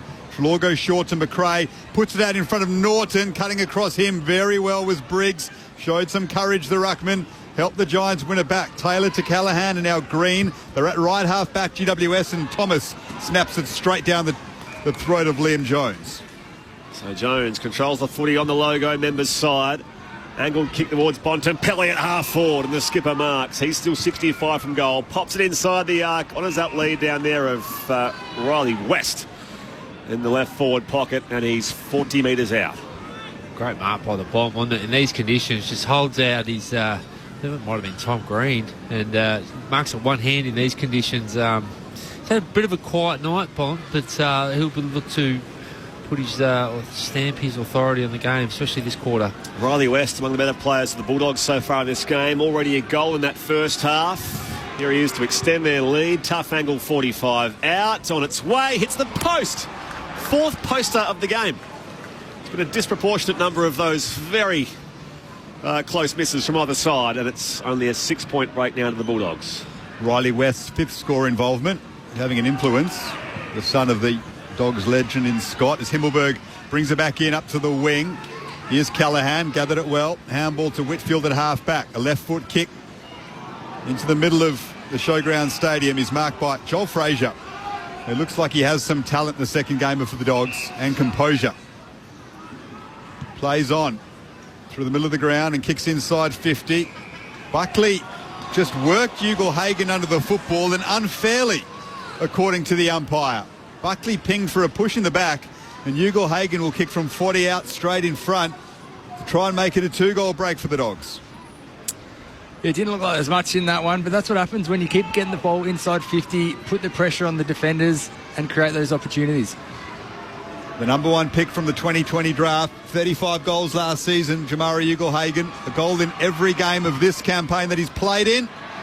He's got 1 for the afternoon. That one is across the face, though, by a long way through for a behind. Bulldogs by 7. Great to have your company on ABC Sport. Whitfield drives it long from the kick out. Harms parked under it. Spills it out the back. Jones takes on Harvey Thomas, the much smaller opponent. Out of bounds for a throw-in. A reminder, you can keep your texts coming throughout the night, throughout the entire round, throughout the season. 0437 774 774. Great call, ABC, says Grant in Mount Talbot, Far North Queensland. Go Doggies, says Grant. Great to have your company across this great land and beyond.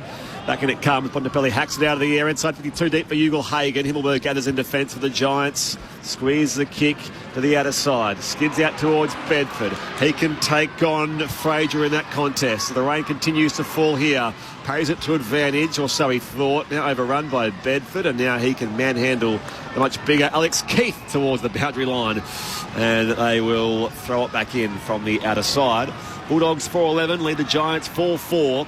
5.5 played third term. ABC Sport that you're back with. In fact, it's going to be a ball up. Daniel Garb.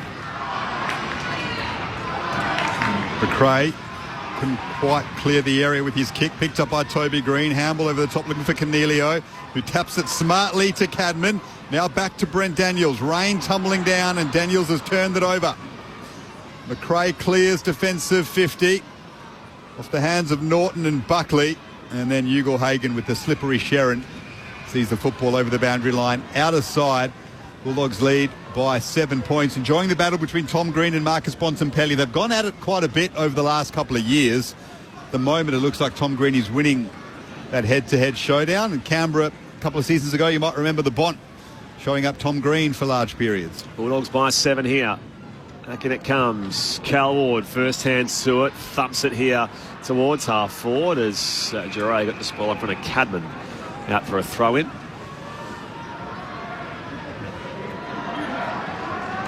Your experts are Dean Brogan and Joel Patfull. They've got the most impressive crowd here at the showground. Only 5,000 or 6,000 at that, if that. And it comes. McRae for the Bulldogs. Hand pass releasing Bailey Dale towards half forward. Ugle-Hagan out after it. Stretching for it. Daniels, in fact, Bedford comes in low there for the Giants. Tries to share it away, but Vandermeer lays the tackle near the bullseye, this time on Callan Ward. And we'll ball up again. Dogs by 7. 7 going third term, ABC Sport. English down to McRae. Gets it to centre half forward, and that's a good grab by Harry Perryman. Keen to get Dean Brogan's thoughts on what it's like as a ruckman playing in games like this in a moment. There's plenty of stoppages and it's wet as Whitfield switches it to Himmelberg. He kicks now to half forward. Toby Green, big lead. And a lovely grab at the second attempt. He got into the back of his opponent fairly in Duray and just palmed it up to himself, and then took an excellent grab as the ball came to rest on his chest. Oh, it was a great mark in these conditions. Toby Green. This will test him. He's going to have to kick this, 60, 65 metres in these conditions, or does he just lay it up at the top of the square and let Jesse Hogan get to work? He's going for it. The rain is tumbling down. That might make it a little bit tougher. Toby Green for his second goal of the game. Across the face it goes, and in fact it's marked by English without the ball crossing for a behind. Bulldogs maintain their 7-point advantage early stages of the third term. What about the big men, Brogues, as Garvey was mentioning? Tiddlish out there at the moment and rucking in these slippery conditions. Yeah, well, ruckmen love lots of stoppages, so English and Big Briggs would love conditions like this. And what's important is the stoppage battle is important, but it's post-clearance too, which is super important. It's how you get to the next contest is really important in games like this. It's work rate and putting your head over the footy, and big rucks love this sort of stuff. Contested ball off half forward there for the Bulldogs as Treloar toes it forward to Fraser, who's wrapped up and will ball it up front edge of the square. Must be tiring. Yeah, they'll earn their ice bath tonight, but it's that cold here, they'll probably have a warm ice bath, if that makes sense. 9 gone third term. Up it goes. One down here towards Tom Green. Couldn't get his boot to it. Cal Ward burst through traffic and just thumps it clear. Wobbly ball off his left boot toward the outer logo. Laid down here in the path of Daniels. Piling in there as well. Cadman shares it now with Bedford. He's goal side a long way from home though and spots up Jesse Hogan. Overhead grab, 40 out, slight angle right of centre. Great kick to his advantage. Just made Hogan lead there. A great mark again by Hogan. He's seeing them like watermelons at the moment, isn't he, Joel? He's not dropping anything. He looks confident. I wouldn't put this past him. Well, is there any bloke out there that looks like it's actually dry? He's kind of handling the conditions quite well, marking overhead. It's been good to see. Celebration of his career, 150th game tonight. He's kicked 3 goals. Stunning approach from Jesse Hogan. He'll kick from right on 50. It's away to the left. Won't have the carry. It's been spilled over the line there by Cadman for a minor score. And it will be a 6-point advantage the way of the Bulldogs. 4-11 plays, 4-5. 10 gone, third term. ABC Sport on this Saturday twilight fixture. 10 contested marks for the game. Hogan's taken 4 of them. As the Bulldogs move it up to the wing. Norton's there, slips over, but managed to keep the ball in play. Ware's first to it for the Giants. And then Riley West enters the scene. They knock it out to Norton, who was thrown off the football without possession of it. Unlucky not to get a free kick. Eventually will have a boundary throw in. Just in front of the wing. Giants attacking ends. 10.5 gone in the third term. Bulldogs lead by a clean goal now. We thought we might have seen a change in structure or a change in strategy from both teams, but it looks like they're going to go with the same bash and crash and try and move the ball forward. There's no drastic change in strategy, is there? No real change in the scoreboard either. It's just 3 behinds in this third quarter so far as that kick is a turnover. Hacked out of the air. In the throat of Harry Himmelberg was down there from Harvey Gallagher. All the H's. As Perryman, another one. Off to Himmelberg, runs straight into harms. Got it back to Perryman now. Iden off half back. Wide to Buckley, run down. Just got the kick away as Ugle Hagen closed him down. But will come back here for a high tackle. And it will go the way of Jack Buckley. No advantage paid. It's going to come all the way back to centre half back or that back corner of the square for Jack Buckley. Bulldogs by 6 points. It's not been a classic. Great Western number 19.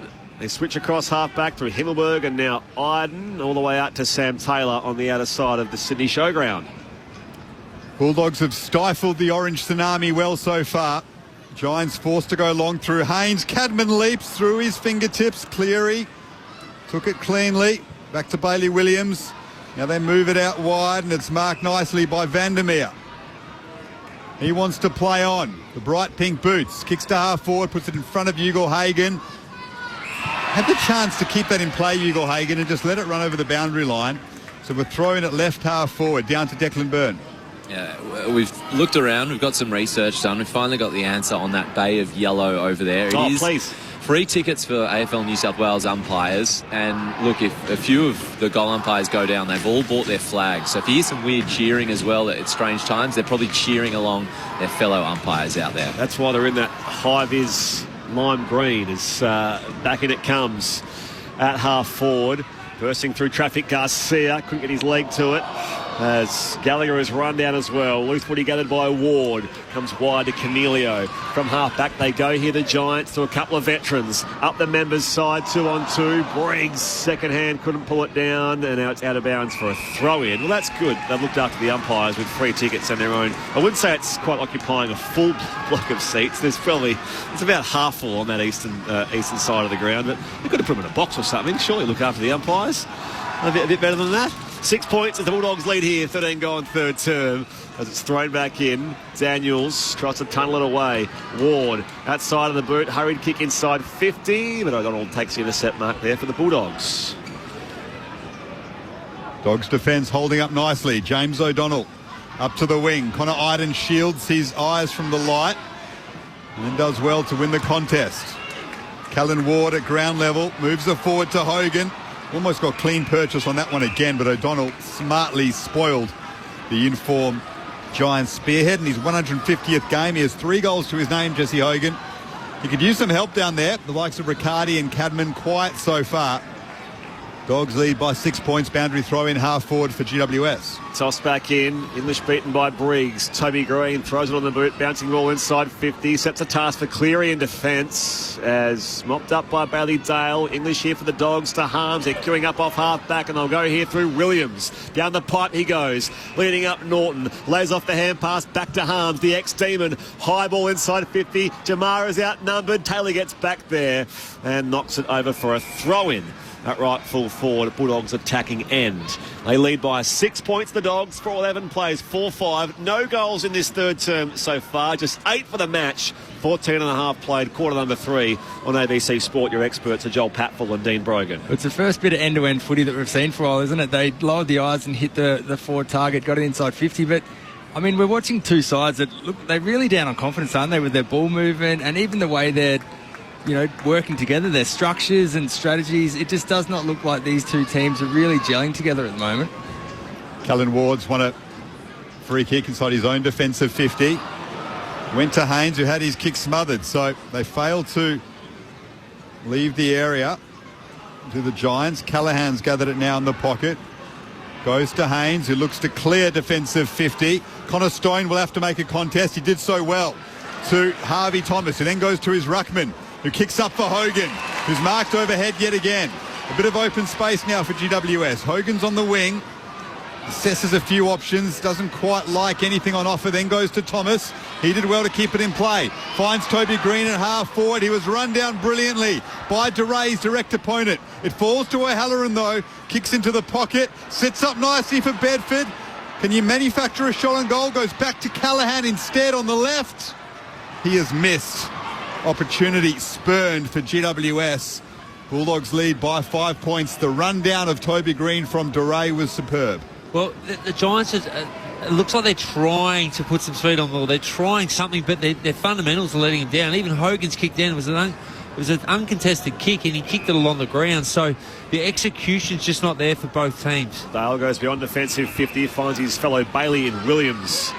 And now as well, Garcia riding shotgun. Norton unmarked, kicks up the line inside forward 50. Himmelberg wants to sit down there on Vandermeer, allows at the back Perriman to mop up for the Giants, and now Haynes to clear unconvincingly here for Harms, who lets fly from 45, and the Dogs have one again. At last, a goal in this second half of footy. James Harms extends the Bulldogs lead out to a game high 11 points. 5-11-41 plays 4-6-30. 17 gone third term on ABC Sport. Your experts Joel Patfull and Dean Brogan. Well, it's hard to watch at times, but the Dogs once again went end-to-end. So probably two of their better passes of play for the quarter at least. Forward pressure inside 50 and a great finish by Harms in these, I don't want to keep saying in these conditions because we keep saying it, but it's a beautiful finish. It looks as though, I said it before, but it looks as though the Giants almost don't have a wet weather strategy and they keep trying to move the ball quickly. They're trying something else and everything is such hard work at the moment. They're not on the same page in what they're trying to do. Wet weather strategy, whether they have one, I'm not sure. A massive flag fancy GWS. They are under pressure at the moment. They've lost 3 of their last 4. We are 17 minutes into the third term and the Bulldogs have an 11-point lead in a low-scoring game. And they've won a free kick in the middle of the ground to English. He goes short to Bailey Williams. He'll kick long into attack for the Dogs once more. Connor Iden got fingertips to it. In the end, Jacob Ware will see it over for a rush behind.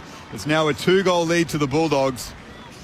It's a fascinating situation for both of these clubs. Dogs have been under pressure for large parts of the season, in particular their coach Luke Beveridge. Adam Kingsley hasn't experienced a moment like this yet, really, in his short tenure as GWS coach. And you could argue Bulldogs should be more in front. They've had way more easier opportunities than the Giants, and just some inaccurate goal kicking. They should be up by 3 or 4 goals, really. Points the Dogs lead. It's marked by O'Donnell here at half 4. The intercept for the Bulldogs. They'll lock it in their forward half again. O'Donnell loads up off that left peg. Inside 50 he goes. Himmelberg to swat it out of play for a throw-in. Paul on the text asks, does Callan Ward get the goal assist for that thing with Riley West earlier in the game when he kicked the wrong way? Louis and Pascoval wants to find the Richmond Lions game at the Gabba. Good question, Louis. That is, I'll tell you in a second, is it's AFL Extra as James Harms snaps again, hits the post. I was going to say for the 5th time. The ABC Listen app is the best place to find that. It's on the AFL Extra button. That game coming up. We'll, of course, preview Euroki and Whale Up, the Saints and the Dockers at Docklands with Matt Clinch and the team coming up next. Right now, though, it's the Bulldogs by 13 points on ABC Sport here at the Sydney Showground. James Harms had 27 disposals and 4 goals last week in the thumping of Richmond. And see, he's got plenty of confidence as a result. Almost back-to-back goals for him. Giants move it out to the outer wing, and that's a strong grab. Taken by Frazier over there. Geez, he looks a player. Taken late in last year's draft. They found one, the Dogs. He drives it inside 50. Loose ball in attack. Spills the way of Norton. Gives it over to Bramble. That's an excellent bit of pressure down there by Harry Perryman, because that was a certain goal to the Dogs.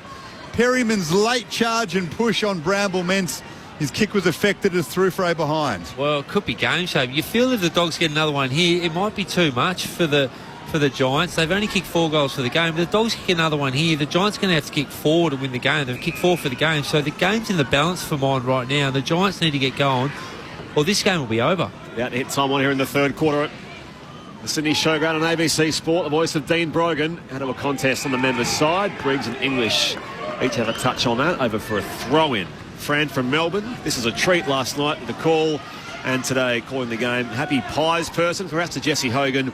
Are there any other games being played in Darwin? I don't think so. I think it's just the 2 games. They usually have a game in Alice as well.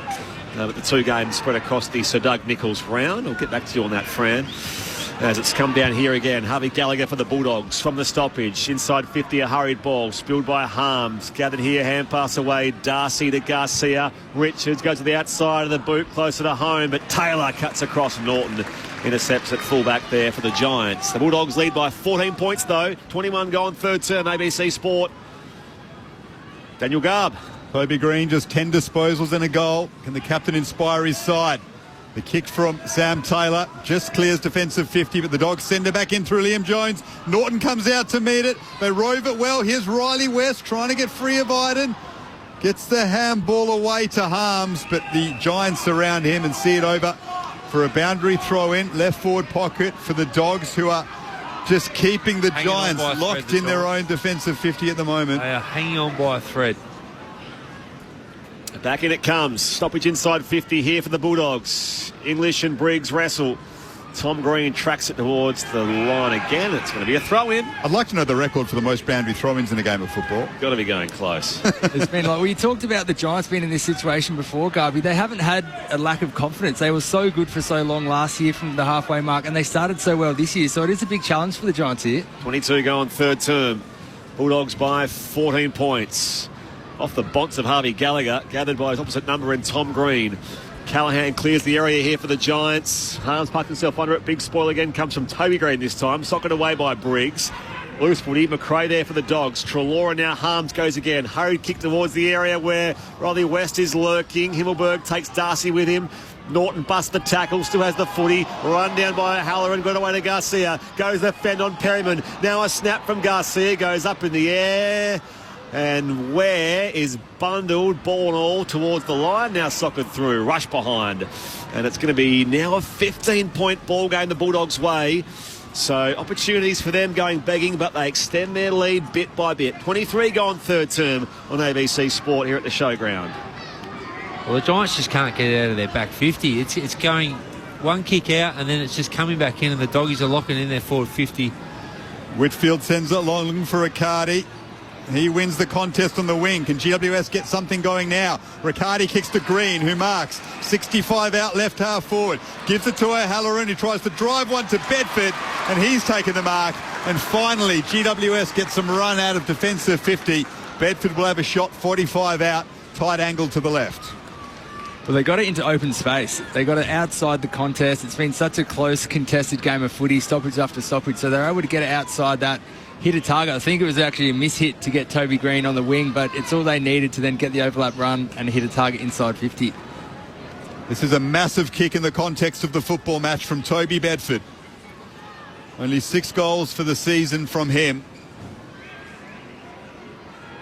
From 45 out, tight angle, he has pulled it to the left.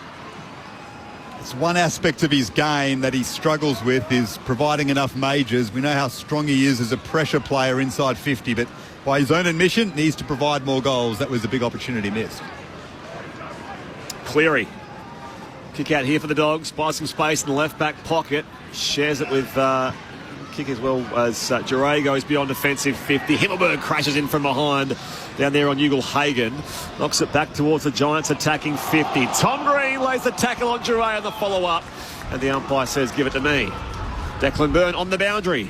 Toby Green had a diving effort at a spoil and he's holding his face. A couple of doctors have run to him. He's just out beyond the boundary line in a bit of strife. Looks like he's getting up, but not in a good place right now. Dogs by 14, 24 go on third term. Maybe throw in again will happen at half forward there for GWS at the Olympic Stadium end. By the way, no further games in Darwin to answer Fran's query, and in a couple of weeks in Alice Springs it'll be Naarm v Wayala, so the D's and the Dockers. Late stages of the third quarter, Bulldogs lead by 14 points. Giants in a low-scoring game, you feel need the next one. Himmelberg's taken a strong mark on the wing. Directing traffic, getting players to get out of the way. Create some space. He goes short to Ward, who will mark and play on. 75 out, looks for the lead and finds the lead of Toby Green. Well, they need a goal badly. It's usually the captain who provides it. Not an easy kick. You'll kick from 50 on a slightly worse than 45-degree angle to the right. Well, it was good to see Wardy kicking into his forward 50 and then the Bulldogs forward 50. He did it with class too. Is this a big kick for Toby Green? Wow. Well, he's chosen to go short, Green. Didn't like the distance potentially. And he's found Riccardi, who is closer to goal, but on a worse angle.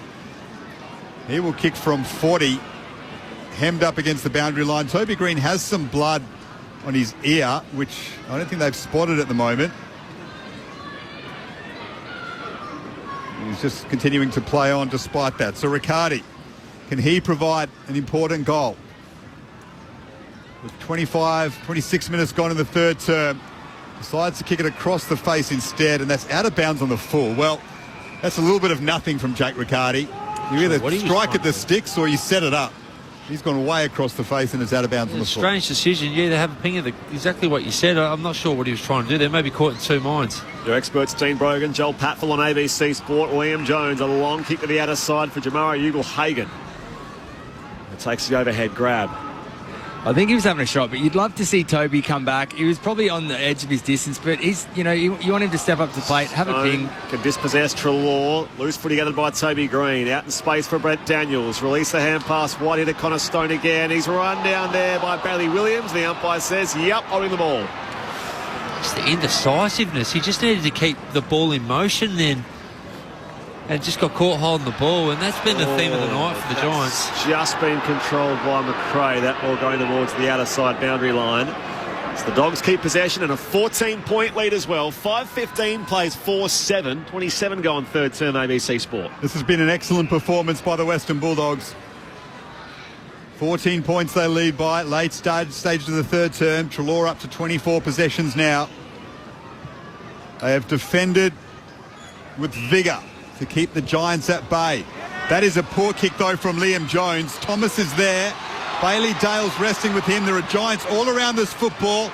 Riccardi needs to pick it up cleanly, chooses to slap it forward to Green instead, and now support comes for the Dogs in the form of Harms, who gathers it nicely. And they go back to Dale and now O'Donnell, who will drive it up the wing. It's going to be marked though by Nick Haynes.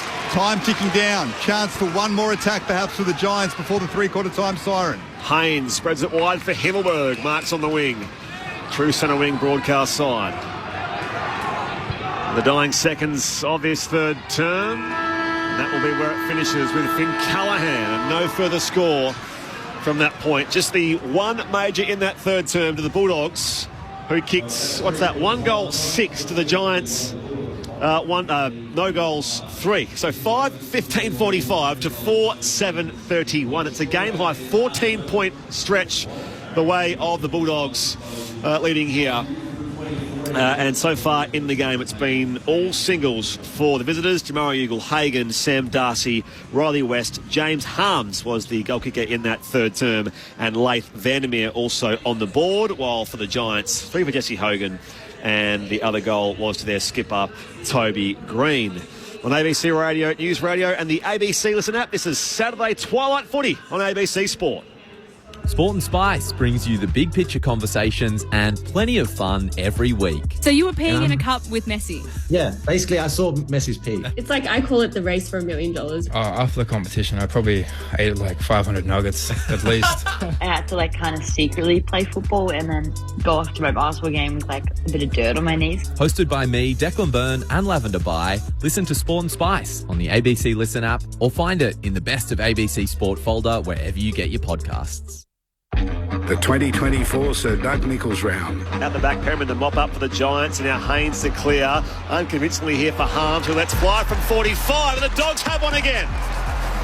At last, a goal in this second half of footy. James Harms extend the Bulldogs lead out to a game-high 11 points. It looks as though the Giants almost don't have a wet weather strategy, and they keep trying to move the ball quickly. They're trying something else, and everything is such hard work at the moment. The 2024 Sir Doug Nicholls round. On your radio. Sport Digital. And on the ABC Listen app. Just the one goal in that third term here at the Showground. The Bulldogs lead the Giants by 14 points. Both sides under pressure at this stage of the 2024 season. We'll see what the final term has in store for us. Earlier at the MCG, the Magpies beat Goanna, the Crows, by 4 points. In controversial circumstances, Isaac Rankin pinged for running too far in the final seconds of that game, going inside forward 50. Coming up next, 2 games for your Saturday night. Brisbane and Richmond you'll hear on the AFL Extra button on the ABC Listen app at the Gabba, while the rest of us head to Docklands for Euro Roke. That's the Saints up against Walyalup of Fremantle with Matt Clinch and the call team there. Clinchy. Hello, Spriggy. Yes, a third of all AFL clubs have changed their name to translate to the traditional owners' language across Indigenous round. It's the 9th edition, as you said, of Sir Doug Nicholls round. And for the first time in 151 years of history in a landmark event, St Kilda will be proudly known by Euro for this tonight's clash. And Fremantle for the second time, they'll be known as Walyalup in recognition of the Fremantle region in the Indigenous language. Both sides are outside the top 8. St Kilda have flipped the Magnets with 6 changes. Paddy Dow makes his debut for the Saints tonight. Do they have the firepower to match it with the Fremantle midfield? It could be a battle of who gets to 70 points first tonight. Zach Jones will be the sub for the Saints. Tommy Eddett for the Fremantle Dockers. Looking forward to calling on the action alongside Andrew Mayes, Ian Cohen down on the boundary, and Nathan Burke and Brent Harvey, your experts. So we'll pick up under the roof after you, Spriggy. Looking forward to St Kilda taking on Fremantle. Thank you, Clinchy. We'll get you there next hour, as I say, for the majority of our audience. Otherwise, you can find Brisbane and Richmond at the Gabba via the AFL Extra button. You can keep your texts coming as well, 0437 774 774. In the meantime, your experts here in Sydney are Dean Brogan and Joel Patfull. Well, you could argue the Bulldogs should be more in front. They had some wayward misses that they should have nailed, and the game should be over, but the Giants need to get going. They look slow. They look unsure of themselves. When they've got the ball in hand, they're just, should I go? Should I stay? Should I switch it? Should I handball it? You've got to cut the cord. Like, I hope Adam Kingsley right now will be telling them, just go. You've got to go. You've got to generate some energy, movement. So what we want to see from the Giants is any time there's a turnover or there's ball in hand, just go. Like, play on as quick as you can, make it up. You're going to probably make a couple of mistakes, but that's the only way you're going to be able to kick 3 or 4 goals to win the quarter, and also keep Bulldogs to no goals. Yeah, you're right, and you need to create some energy as well. You want to see some big tackles and some key players making some big plays and getting some excitement. They've been flat through the whole game, and they haven't really created that energy on the field. So but full credit to the Dogs. They haven't allowed the Giants to get outside. They haven't allowed the run, and they've really kept it tight. A high stoppage game, high contested game of footy. And like you said, 5 goals, 15. They should be 3 or 4 more goals ahead, and they've created plenty of opportunities when they've gone inside 50. How do the Bulldogs approach it, though? Because they've got a 14-point lead. There's a risk you go into your shell a little bit. You try to protect that in a low-scoring game, and you get caught out. What would Luke Beveridge be saying to his team? How should they approach it? Well, I think you just keep reinforcing what you've been doing so far. So they've been good in the contest, they've been good in the clearance, and they've been getting the ball inside 50 more than Giants. So they want to keep playing the game on their terms. They don't want it to turn into a free-flowing game. They want to keep it tight. It's frustrating to watch and it's frustrating to play in, but it's what's working for them. Bulldogs by 14 points at the final change. Declan Byrne on the boundary. Yeah, a couple of quick updates. First of all, well, the Orange Tsunami's going off. There's a fair bit of wind, so it's heading with GWS this quarter, but Toby Green copped that ear knock. He's had it taped up. Again, he looks like he's out playing rugby, maybe like a number 7 flanker position, so he'll be right to go. But maybe proof that the umpires don't look at Toby as much as they used to. He was out there with blood coming from his ear for at least 2 minutes at the end of that quarter. Bert in St Barney asks, "G'day lads, top call. My question is, who do you reckon is the next AFL coach to get the boot?" It's not the conversation for right now, but I suppose it's curious given that the teams that are struggling all have quite new coaches. So Clarkson, Uze, there is some pressure on Luke Beveridge for sure, as you mentioned, Garby. Let's see if his team can prevail in this final term. They lead by 14 points here. Final term underway here at the Sydney Showground on ABC Sport. Garcia with a quick clearance. He was run down from behind by Daniels. And the Giants will regain the footy off halfback here in the opening seconds of this final quarter. Daniels wheels and goes back to the members' side. Thomas taps it out here in front of O'Halloran, who runs out of room. Throw in again, true centre wing on this members' side of the showground. Well, that's what you want to see from Daniels. He's been very quiet tonight. He's been very quiet all year, but those chase down tackles is what we spoke about to energise the group, and he got on, played on really quick as well. So let's hope he has a big quarter. Boundary throw in on the wing. Dogs lead by 14 points. Start of the last term. Saturday night footy, ABC Sport. Bontempelli with the snap, gathered by Garcia. Now Treloar, handball over the top to Richards. He's in space, wants to get on his left at half forward. Pops through over the top for Norton. He was spoiled by Callaghan. It had to be a free kick. It was the umpire who was furthest away from the play who eventually blew his whistle. But Callaghan wasn't looking at the football and took out Norton's arms. So Norton will kick from just outside 50. Slight angle to the right. Yeah, it had to be a free kick. But see that Bontempelli is now... So Ward's been tagging Bontempelli all game. They've dropped the tag. Started this third quarter here. He was involved in this play here. Set shot for Norton inside 50. This would be enormous for the Bulldogs. If Norton can convert, he's pulled this to the right. Not sure he'll have the distance either, and stumped over the boundary line for a throw-in in the right forward pocket for the Bulldogs. Bulldogs in the front seat for sure, given their lead now of 14 points. But it's a matter of who wants this game more. It's still up for grabs. Most of this final term left. Umpire throws it back in. Deep in attack for the Bulldogs. Olympic Stadium ends. Treloar busts the tackle. Shares it with English. Spilled here by he, and now O'Halloran goes to soccer. It's deflected away by Darcy, is it? And it's gone through, but you're going to have a look at who had last touch on this ball. I thought it came off Darcy's boot. So did I. And through for a major, but he's not celebrating, and umpire's having a little conference. I think it was touched.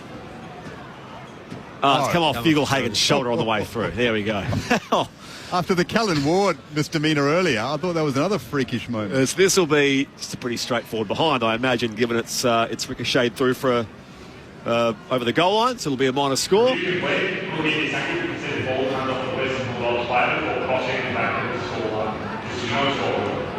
There we go. So that will be now an extension of their lead by only a point. It'll be 15 points. The Bulldogs, a game high mark here. 3-goal final term, ABC Sport via Saturday night. Lockie Whitfield saying to the umpires, it's obvious, give me the football please, we want to play on. Such is the urgency of the Giants at the moment, trailing by 15 points, and they've turned it over.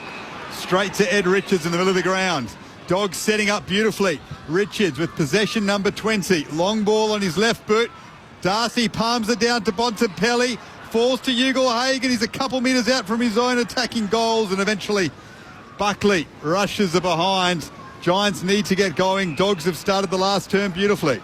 Haynes goes beyond defensive 50 with a kick. Jones knocks it back the other way. Hot footy off half back here, gathered by Jacob Ware for the Giants. High kick up and under. Arrives at the foot there of Bailey Dale. They're tracking it toward the line. Toby Green now with a head tape, goes inside forward. 50. Riccardi scores a simple grab.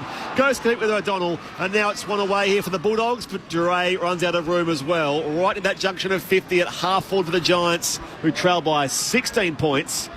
4 gone, final term. Well, you couldn't do anything better there for the Giants. They played on quick. They got out. Just an uncontested mark. Execution by Riccardi. Wish he had that again. Poor drop by Riccardi. Now boundary throw in half forward. Briggs wins the tap, but straight down to Treloar, who sends it up to the wing. Buckley's first to it for the Giants. Darcy eventually wins it back. Handballs it looking for Garcia. Scrappy from Iden once he got it in his hands, and now they fall on the Sherrin on the outer side. Dogs kicking to the right of your radio dial or your AFL app. Giants to the left, and as the Bulldogs with a 16-point lead. We have gone 5 minutes in the final term, ABC Sport. Up it goes. Callahan missed it. Treloar gets there for the Dogs. She's with Bontempelli. Goes wide now for Richards. He kicks inside forward 50. A little too wide for Riley West. O'Halloran looks to gather. Contest there. Bramble does well. Shares it with West, who straightens up from the pocket and hits the posts. Everything but the finish for Riley West. That was absolutely phenomenal. But he hits the post, and it's a 17-point ball game the Bulldogs' way. They've kicked now 5-18-48. The Giants 4-7-31. Well, sometimes it does catch up with you. If you miss too many goals like this, 17 points up now, should be at least 5 or 6 goals up. Perryman sends it up to the wing. Hogan couldn't mark. Dogs win it back. Bailey Dale spins out of trouble beautifully and then finds Ed Richards, who is getting plenty of it. Composure from Bailey Dale to Richards, and now Norton on the lead. Out in front of Iden. Didn't have to break stride. And Norton will kick from 45 metres in a tight angle to the left. Well, they are pressing hard, the Doggies. They're starting to show their class. They've gone up a notch, and Giants just cannot go with them at the moment. The drop mark by Riccardi in the forward 50 looks like they've deflated the Giants players, and the Dogs are smelling a victory here. They've kicked 5-18.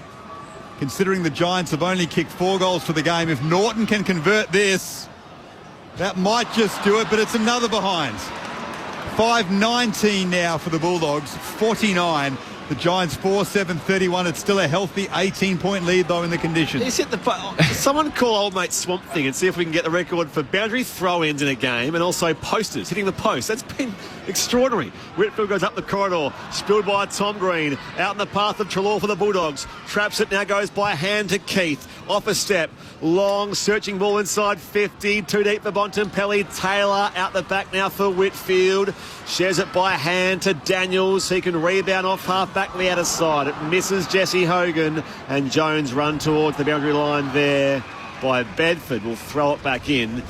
Attacking side of the wing for the Giants. It's the Bulldogs who lead by 18 points. 7 gone, final term. Phil from Vic enjoying the call. What's going on with GWS? The Tsunami's being downgraded to a low current. Hope this isn't downhill for them. Back in it comes on the outer side. Norton first to it. Iden's with him, though. Treloar wins another contested ball. Throws it on the boot. Doesn't go far, though. English is first there. Slaps it forward to Bontempelli. And now back to Norton. Good smother on his kick. Darcy's able to gather, though. Giants win it back through Haynes and Iden, and then Tom Green just drives it forward any which way he can. Richards is first to it. Gives it to McRae. Left it behind. Has O'Donnell supporting him, though. Drives it to half forward. Play stopped for a moment. Bontempelli, though, kept going. He goes to English as the Giant down behind play. That's Perryman. GWS have won it off half back. Here's Tom Green. He goes to Callan Ward. Spins around in a tackle, and his handball is straight back to the Western Bulldogs. On the wing, it's a hot footy. Going in hard again. Ware makes high contact down there on McRae and gives away the free kick accordingly. Bulldogs ball on that southeastern wing of the Sydney Showground. Dogs' pressure is elite. Giants look like they were out there, but Bulldogs were able to stick their tackles and keep it in that closed, tight space where the didn't let the Giants get outside them. Bulldogs lead by 3 goals. The Giants have only kicked 4 goals for the game. High inside forward 50 from the boot of Williams. Richards swerves it in the pocket, has options with the centering option, goes for the outside of the boot and wobbles it across the face, but sliding into Mark Harms in the opposing pocket. Takes the grab at right full forward with a chance to just about ice the game here for the Bulldogs. They couldn't miss another one, could they? But look, Richards and Treloar have been unbelievable tonight, and they've just lifted in this last quarter. Harms opens up the angle, pops over the goal umpire's hat to make it a 24-point break. Is that it, Brogues? I would say that's game. The Giants don't even look like scoring another goal for the rest of the game. The Dogs are going as hard at them as they can. They can smell blood in the water, the doggies.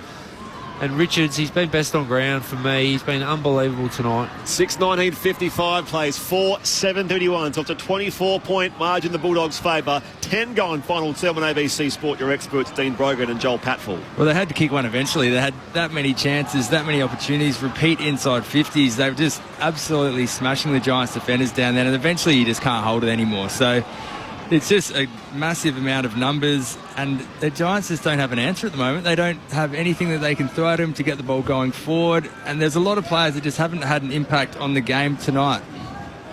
The Giants have gone inside 50 once in this final term. They trail by 24 points. Tom Green, that'll just go inside 50. It's marked by Callan Ward. Well, if GWS are any chance of winning this game, they need to make something happen from this play. Ward signals, almost Babe Ruth style, calling his shot to say, I'm going long. He can make the distance. Go out in your arc and kick the goal, Wardy. Your team needs it. Played his 300th last week. He's up against his former club tonight. From 55 out, Ward runs around. It's a nice strike. It's going a long way. Off hands. Only Bulldogs at the fall. Liam Jones, scrappy kick. It falls in the breadbasket, though, of Bailey Dale.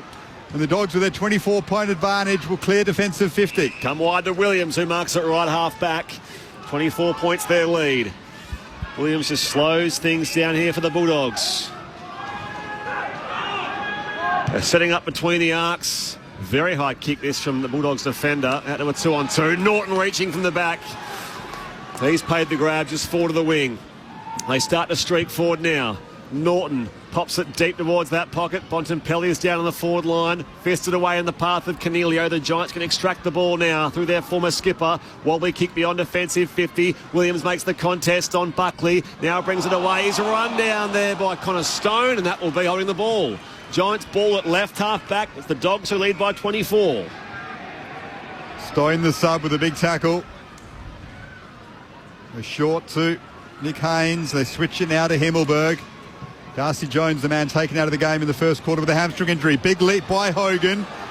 It fell over the back to Bedford, who can gather. He has plenty of space in front of him at right half forward. Kicks to Cadman in the pocket. It is wide of him.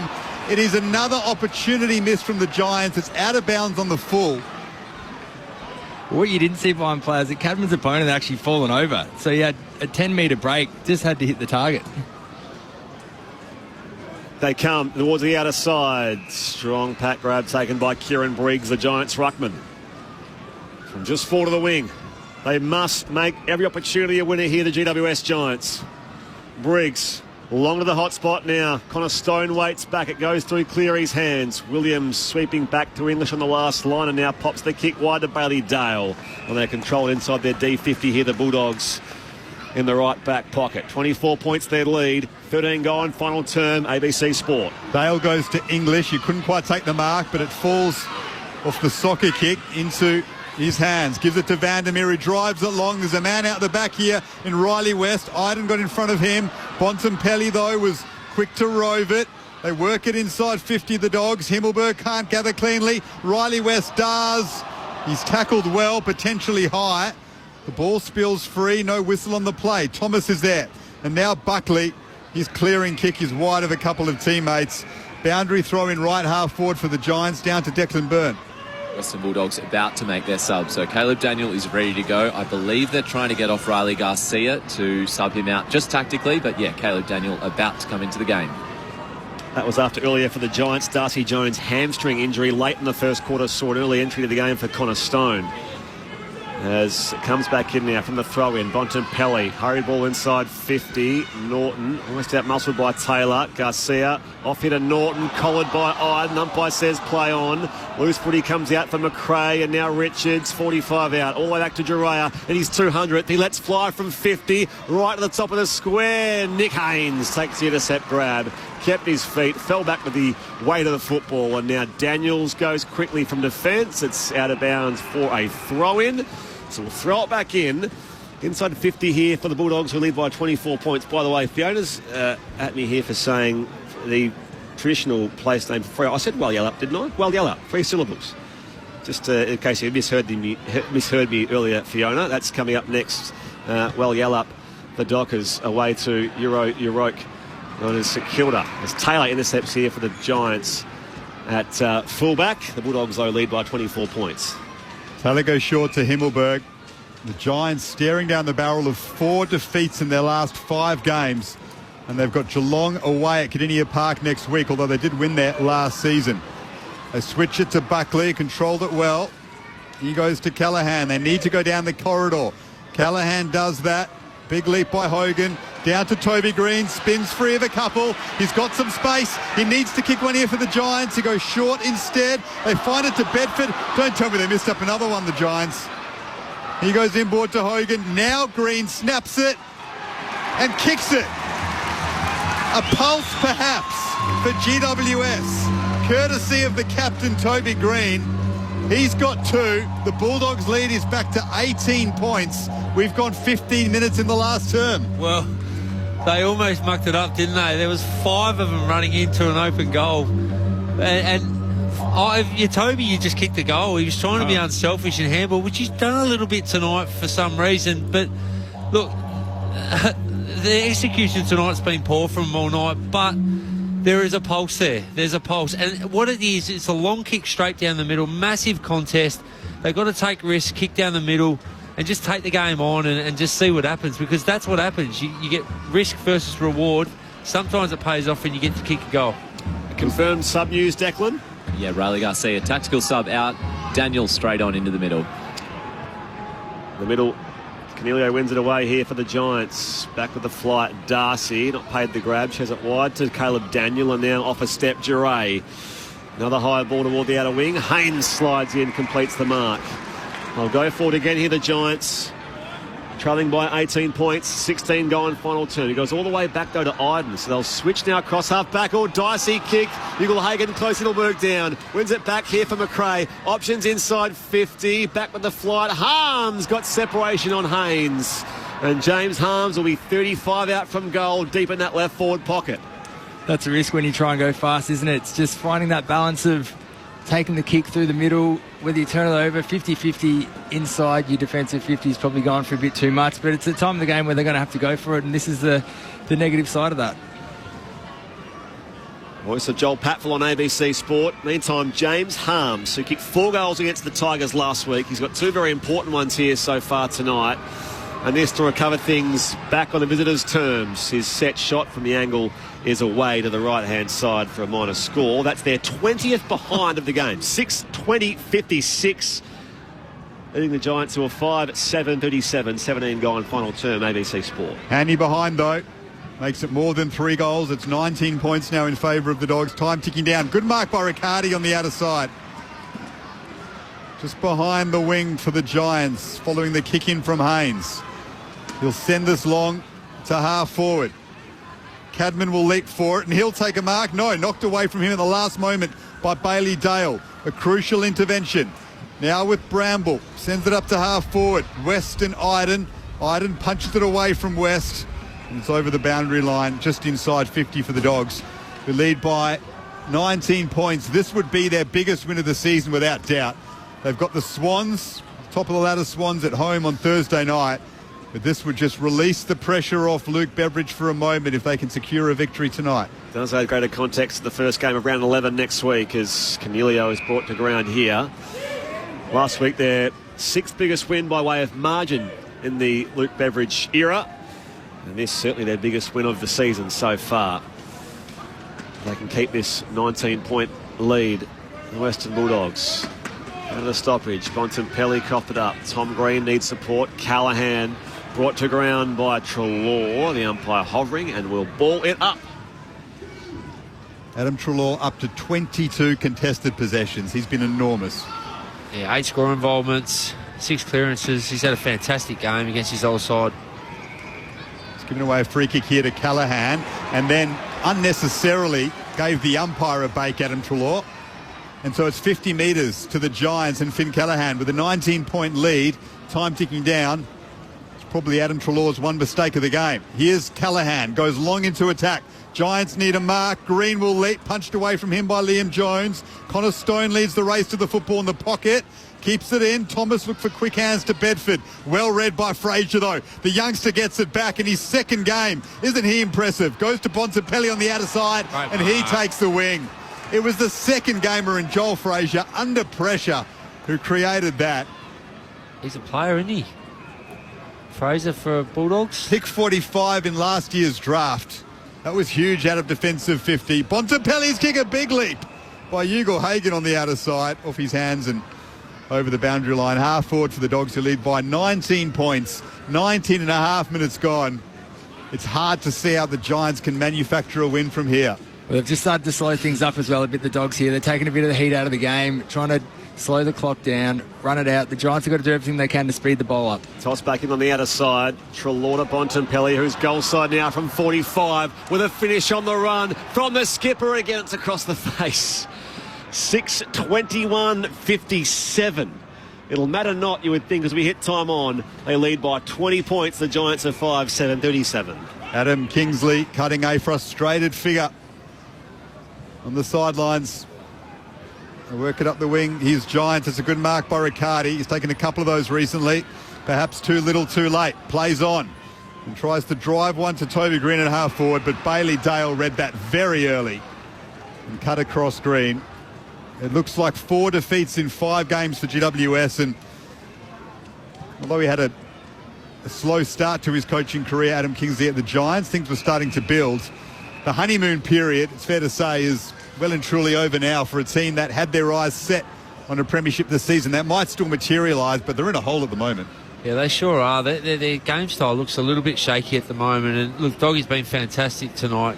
27 scoring shots to 12. It's been a domination, really. They'll face the Cats next week, the Giants. Meanwhile, the Bulldogs bring it away clearly again. Duray to Harms, and now inside forward 50 they go. Out the back, Aaron Norton, well positioned in the contest with Buckley, and Norton facing the boundary line, marks deep at right, full forward. A bit of reward for effort for some of these forwards. They've been good all day, battled hard. Norton has created the contest at every opportunity, really. He's been strong down there, and hopefully he can get some reward for that effort today. Adrian from Geraldton says, how about is Norton shooting for goal? Get someone to help him. Here he is for another look for Aaron Norton. Opens up the angle on that left boot and curls it around the post. If nothing else, he has his first goal of the night, and it caps off a 26-point lead and climbing for the Bulldogs. 7:21:63. The Giants are 5:7:37. 22 gone final term on ABC Sport. Your experts are Joel Patfull and Dean Brogan.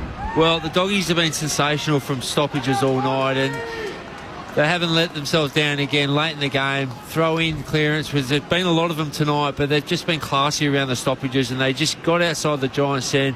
And you're right, Norton's been good all night. It's just his goal kicking that's let him down, but good to see him finish off with one then. But the Doggies have just smashed the Giants in all facets of the game tonight, and they've come in with a plan and executed it very well. Down to Declan Byrne. That might be the best sign of the year. The Giants have put up their sign. It says win. That'd be nice, wouldn't it? If you're a Giants fan. It's going to be hard from here. 26 points down. This is one of the best wins for the Bulldogs in recent times, in struggling times, more often than not lately. They've got it inside 50 again. Ugle-Hagan. His kick was smothered. Whitfield, and now Tom Green tries to clear his own defensive 50. The Dogsmen are back again through Bramble. High ball into attack. Norton will leap once more off the hands of Darcy. Vandermeer's crumbing. And then he tackles Iden with a good second effort. Boundary throw in the left forward pocket for the Bulldogs. Don't want to bring it up, Joel, but they had a famous win here in 2016 in that prelim, your final game. They've had a couple here over the years, but this is right up there for the Bulldogs considering their predicament this season. Back in it comes. Briggs and English. Both rucks missed it. McRae got a nudge. Daniels sacks it out of the air. Floating across to take the intercept mark is Duray at left half forward. The Giants won last time these sides met by 5 points in Ballarat last year. And since then, or before then, the Bulldogs have won the previous 5, going back to the 2019 elimination final. So they also met in the final here that year. Meanwhile, it goes inside 50 for the Bulldogs. Iden off to Callaghan. Sweeping hand pass wide to the unmarked Jacob Ware, who comes beyond defensive 50. His kick is almost marked by Cleary. Does well to tap it to O'Donnell. Bedford tackles him. This Bulldogs defence, it's got some young players in it. Cleary, O'Donnell, Fraser, who we've really enjoyed watching tonight. They've stood up strongly against one of the best forward lines in the competition, haven't they, Dean Brogan? Yeah, they certainly have. They've played back shoulder most of the night and let the forwards get up the ground and held their back shape. They've been really solid, their back line tonight. I mean, Jesse Hogan's been fantastic in his 150th with 3 goals. Toby Green's tried everything. He's got a couple, but outside of those two, the Bulldogs have largely silenced this Giants attack. They lead by 26 points. 24 and a half minutes gone in the final term, ABC Sport. Toss back in. English lays it down here. Daniels first hands to it for the Giants. Off to Ware. Whitfield riding shotgun. Goes across half forward now inside 50. Liam Jones is back there. They'll stop it there for the Bulldogs at left half back. Liam Jones also with Indigenous ancestry. He's spoken before about what this round means to him. It's with Alex Keith. Pinpoint pass by foot to Ballydale. Defensive side of the wing on the outer side. 7:21:63 the Bulldogs lead GWS 5-7-37. 25 gone in the fourth term across ABC Sport tonight. Dale with it. Long ball to half forward. Buckley chooses to spike it in the air. It'll sit up for Richards. He's happy to take it over the boundary line rather than add to his 27 disposals. Adam Treloar, the inaugural Giant, with 34, 23 of those contested, 7 clearances, 9 score involvements. No Tom Liberatore in this Bulldog side. It's a massive absence. Bontempelli's been quiet by his standards. Treloar and Richards have been magical. Toss back in. Treloar wrapped up by Daniels. We always talk about inaccuracy, Dean Brogan, and one bloke who always puts his hand up to help is your old mate Jay Schultz from the Power and the Tigers, of course. He's renowned as a great set shot in his time and always does he does the goal kicking coaching sometimes as they go inside 50 west to find Jamara Ugle-Hagan, who should have no troubles from here, directly in front, duty out. Well, yeah, Jay Schultz, amazing set shot at goal and very rarely missed, and he'd be absolutely filthy with some of the way these teams kick for goal these days, so he could be in high demand after tonight. But Tassie these days, I think. Schultz, isn't he? He's still in Tassie? He's spending a bit of time in Adelaide, I think. Okay, he's back in Adelaide. Teaching his craft. He was in Tassie for a couple of years. Here is Jamara Ugle-Hagan, who lines up, and he does, in fact, miss. Wow. So, 7:22:64. Beveridge has just called Jay Schultz. They lead by 27 points here, the Bulldogs, but it's been somewhat the story of their night, albeit a very impressive win, but inaccurate. 7:22 on the night, the Bulldogs. 22 behinds and a 27-point lead. They'll chalk up a win, though, a memorable one in Taylor Duray's 200th. The Giants will lose in Jesse Hogan's 150th after failing to win in Cal Ward's 300th and Sam Taylor's 100th last week. Here's Tim English at half-back, kicks to half forward, and Sam Darcy with another contested mark. Had the height advantage over Lockie Whitfield, took the grab, and now more salt in the wound of the Giants. A 50-metre penalty paid to Sam Darcy. This will march him down well within range to take the lead beyond 30 points in favour of the Dogs. Well, it's all falling apart, isn't it, for the Giants? They've just been annihilated every facet of the game tonight, and look, if the Bulldogs, we've harped on a little bit, they kick straight, this could be an absolute cricket score over the Giants tonight. So Darcy shouldn't have any troubles with this. Kicked 4 last week against Richmond, a 17 for the season. This talented youngster. Sam Darcy's got another one. The Bulldogs are winners in Sydney. They lead by 33 points now, late in the final term. This is enormous for the Luke Beveridge reign, which is looking so shaky in recent weeks. Well, it's a blowout now, isn't it? I mean, the Dogs really have been dominant throughout most of the game, but haven't been able to put the score on the board. But now they're really kicking away. I mean, 61 inside 50s to 38. Eventually, you're going to get results from that. You can only get the ball inside 50 so many times without kicking a goal. So finally getting some reward. But you're right, the Dogs hadn't been in great form coming into this game either. They had a good win last week against Richmond, but they were 50-50 before then. So it's a huge result and a huge turnaround for the Dogs coming into tonight. Pressure on Kingsley's Giants. 30 scoring shots to 12. So again, that margin is creeping up now, but it doesn't tell the full story as far as their dominance going inside 50, the Bulldogs tonight. Briggs down to Tom Green. Quick clearance here for the Giants. Wobbly ball inside 50. Toby Green in the contest with James O'Donnell, and it bounces out of bounds for a throw-in. There's a punter down there in row one. Just got to make sure you watch where the ball's going. There are a few empty seats here. No crowd. In fact, the crowd posted 7,747. Well, I think that's generous. Feels like a few thousand fewer than that. 33 points is the Dogs' lead here in a minute or so left here at the showground. Back in it comes Toby Green out of the stoppage. Snaps and goals. It's all in consolation. Number 3 for Toby. And their 7th goal of the game, the Giants, to bring that margin back to 27 points. Yeah, good to see Toby get an end of that one, get a bit of reward for effort as well. He hasn't been too bad tonight without being great. Him and probably Hogan, the only two winners out of that Giants forward line. It a forward line that's been comprehensively beaten. We talked about those young Bulldogs defenders before. O'Donnell looks good down there as well. So they've done a job on them, and it's probably back to the drawing board for the Giants, I think, after tonight. I think if they'd come out and produce a decent performance, you'd say things are going okay, but that's 3 or 4 weeks in a row where they've produced a similar game style, so they're going to have a long, hard think about their style of footy. No Josh Kelly or Lockie Ash for the next 5 weeks. 2 crucial players. It's going to be really interesting to see how they respond. They've spoken about winning a premiership since the start of pre-season. Got a battle just to get in the top 4 at the moment. Cornelio to Brent Daniels. They go inside, attack again. Dogs win it back though. Rain, his 200th is wrapped up by Brent Daniels. He's not caught holding the ball. So a ball up, centre half back for the Dogs. Time ticking down, 8:22.70. Yes, that is correct, the Western Bulldogs.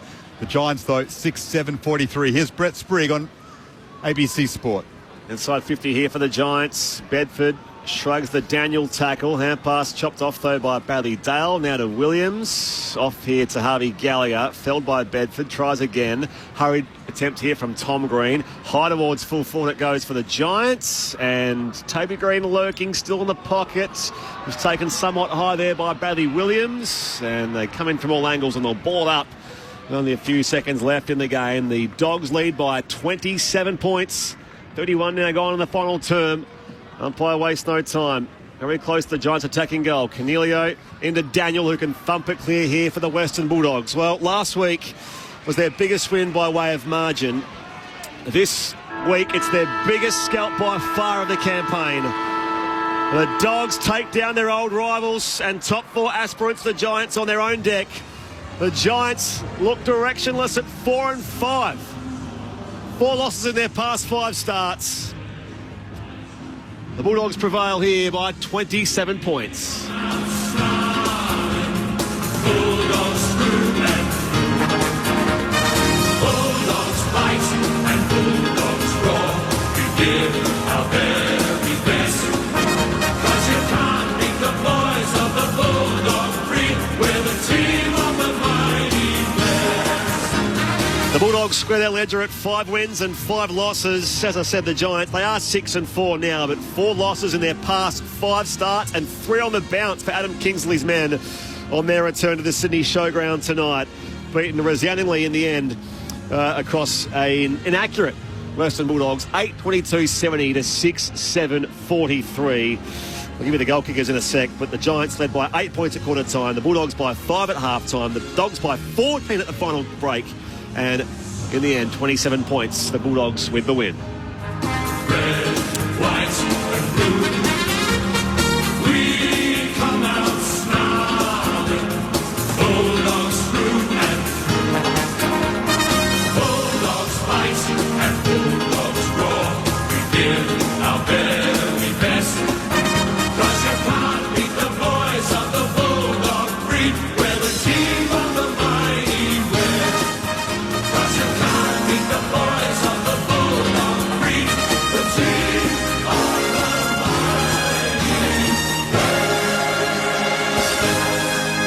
In the end, 2 goals each for Sam Darcy and James Harms. It was singles for Ugle Hagan, Riley West, Laith Vandermeer, Aaron Norton also on the board eventually for the Dogs, while for the Giants, 3 goals each for Jesse Hogan in his 150th and for their skipper Toby Green, and that is their full complement of their 6 goals across this game. Now, as I say, 3 losses in a row, but back-to-back wins for Luke Beveridge's men as they look to keep touch with the top 8 in season 2024.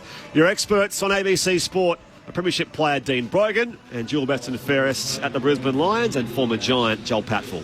Well, the writing was on the wall halfway through the first quarter. The stats were just heavily in favour for the Western Bulldogs from a clearance perspective and from an inside 50. And just from what we were seeing, the ball was locked in their front half for most of that first quarter. And the Giants just got some opportunities and nailed their goals, which gave them a bit of a lead. But we talked about it earlier. If it keeps going the way it's going, the wall will break. And we've mentioned it a few times tonight, and it definitely broke all right. They were just absolutely smashed, the Giants. They look a shell of themselves at the moment. They look a bit unsure about how they're moving the footy. They just are hesitating when they should go. When they should go, they shouldn't be going. They just look all at sea at the moment. And like you said, Jolly, I think it's time for a reset. They've had a month of poor footy now.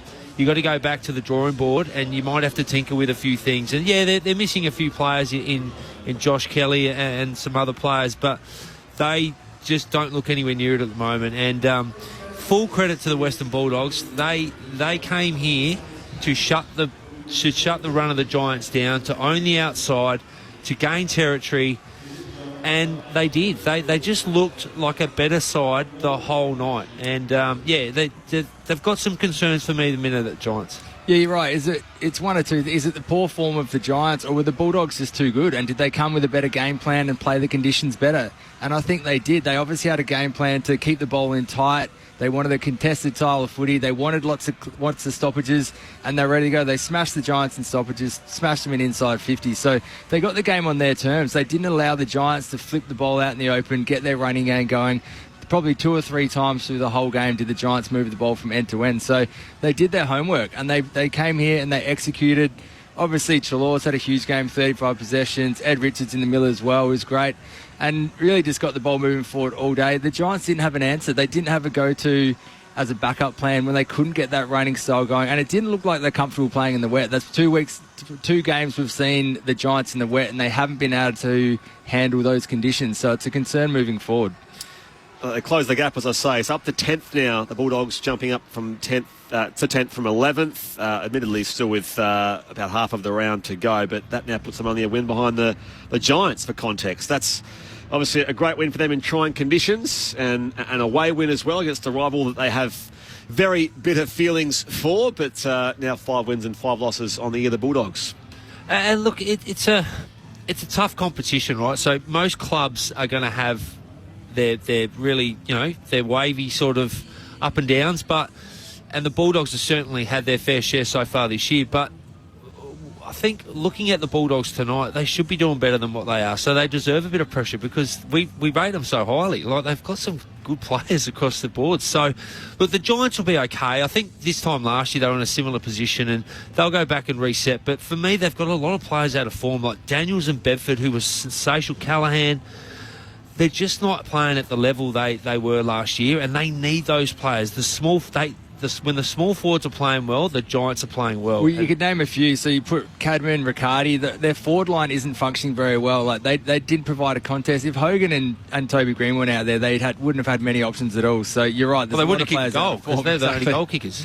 Exactly. Maybe a trip to Geelong will be the tonic they need. That difficult challenge where they may be outsiders potentially. Just a mindset shift might help them. But fascinated to see the response from Adam Kingsley. He hasn't been in this position yet. Taylor Duray is chaired off out there by Aaron Norton and Marcus Bontempelli. There's a smattering of Bulldogs faithful in their red, white and blue lining up either side of the Bulldogs race. They'll make their way down there shortly. A few pats on the head there from their coach Luke Beveridge as they make their way in, and we'll get all the mood from the winners' rooms with Declan Byrne very, very shortly. The Bulldogs here winning by 27 points. The margin was as high as 33 points midway through or late in that final term. Crowd here was 7,747. It's a far cry from the 44,000 last night at the SCG, but the Giants return home for the first time in over 2 months, and it's a loss here for the Orange and Charcoal. So the Dogs are making their way into the rooms. They've headed your way, Declan Byrne, as we head down to you.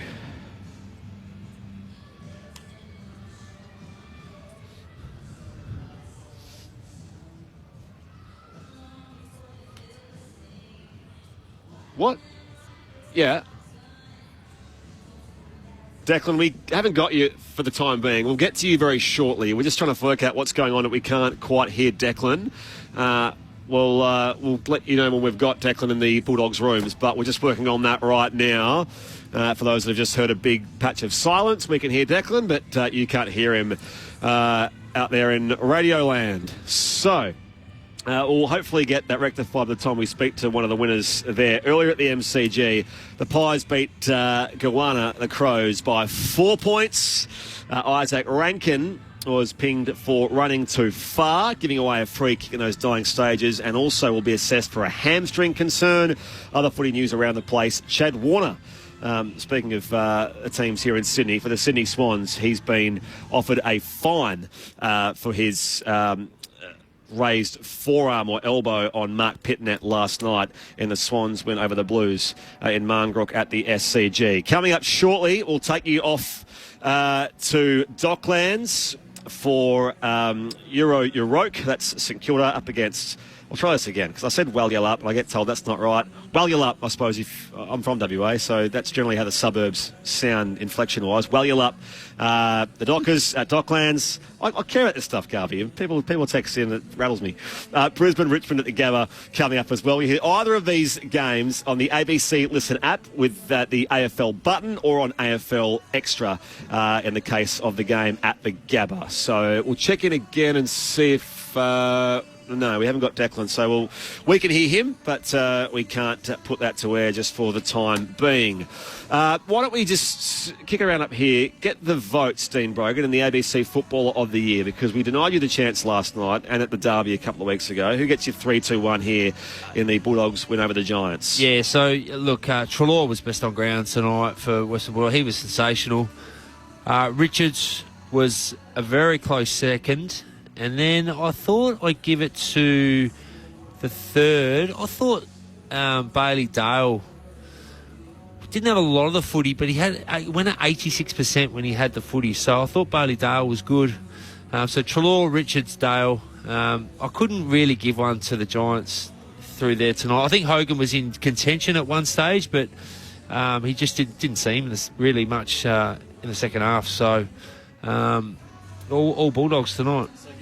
So go again, Broke. So Treloar, 3 for Treloar. Treloar, Richards, Dale. Any arguments there, Joel Patfull? Well, I think Hogan was probably stiff, but you're probably right. I think he played well.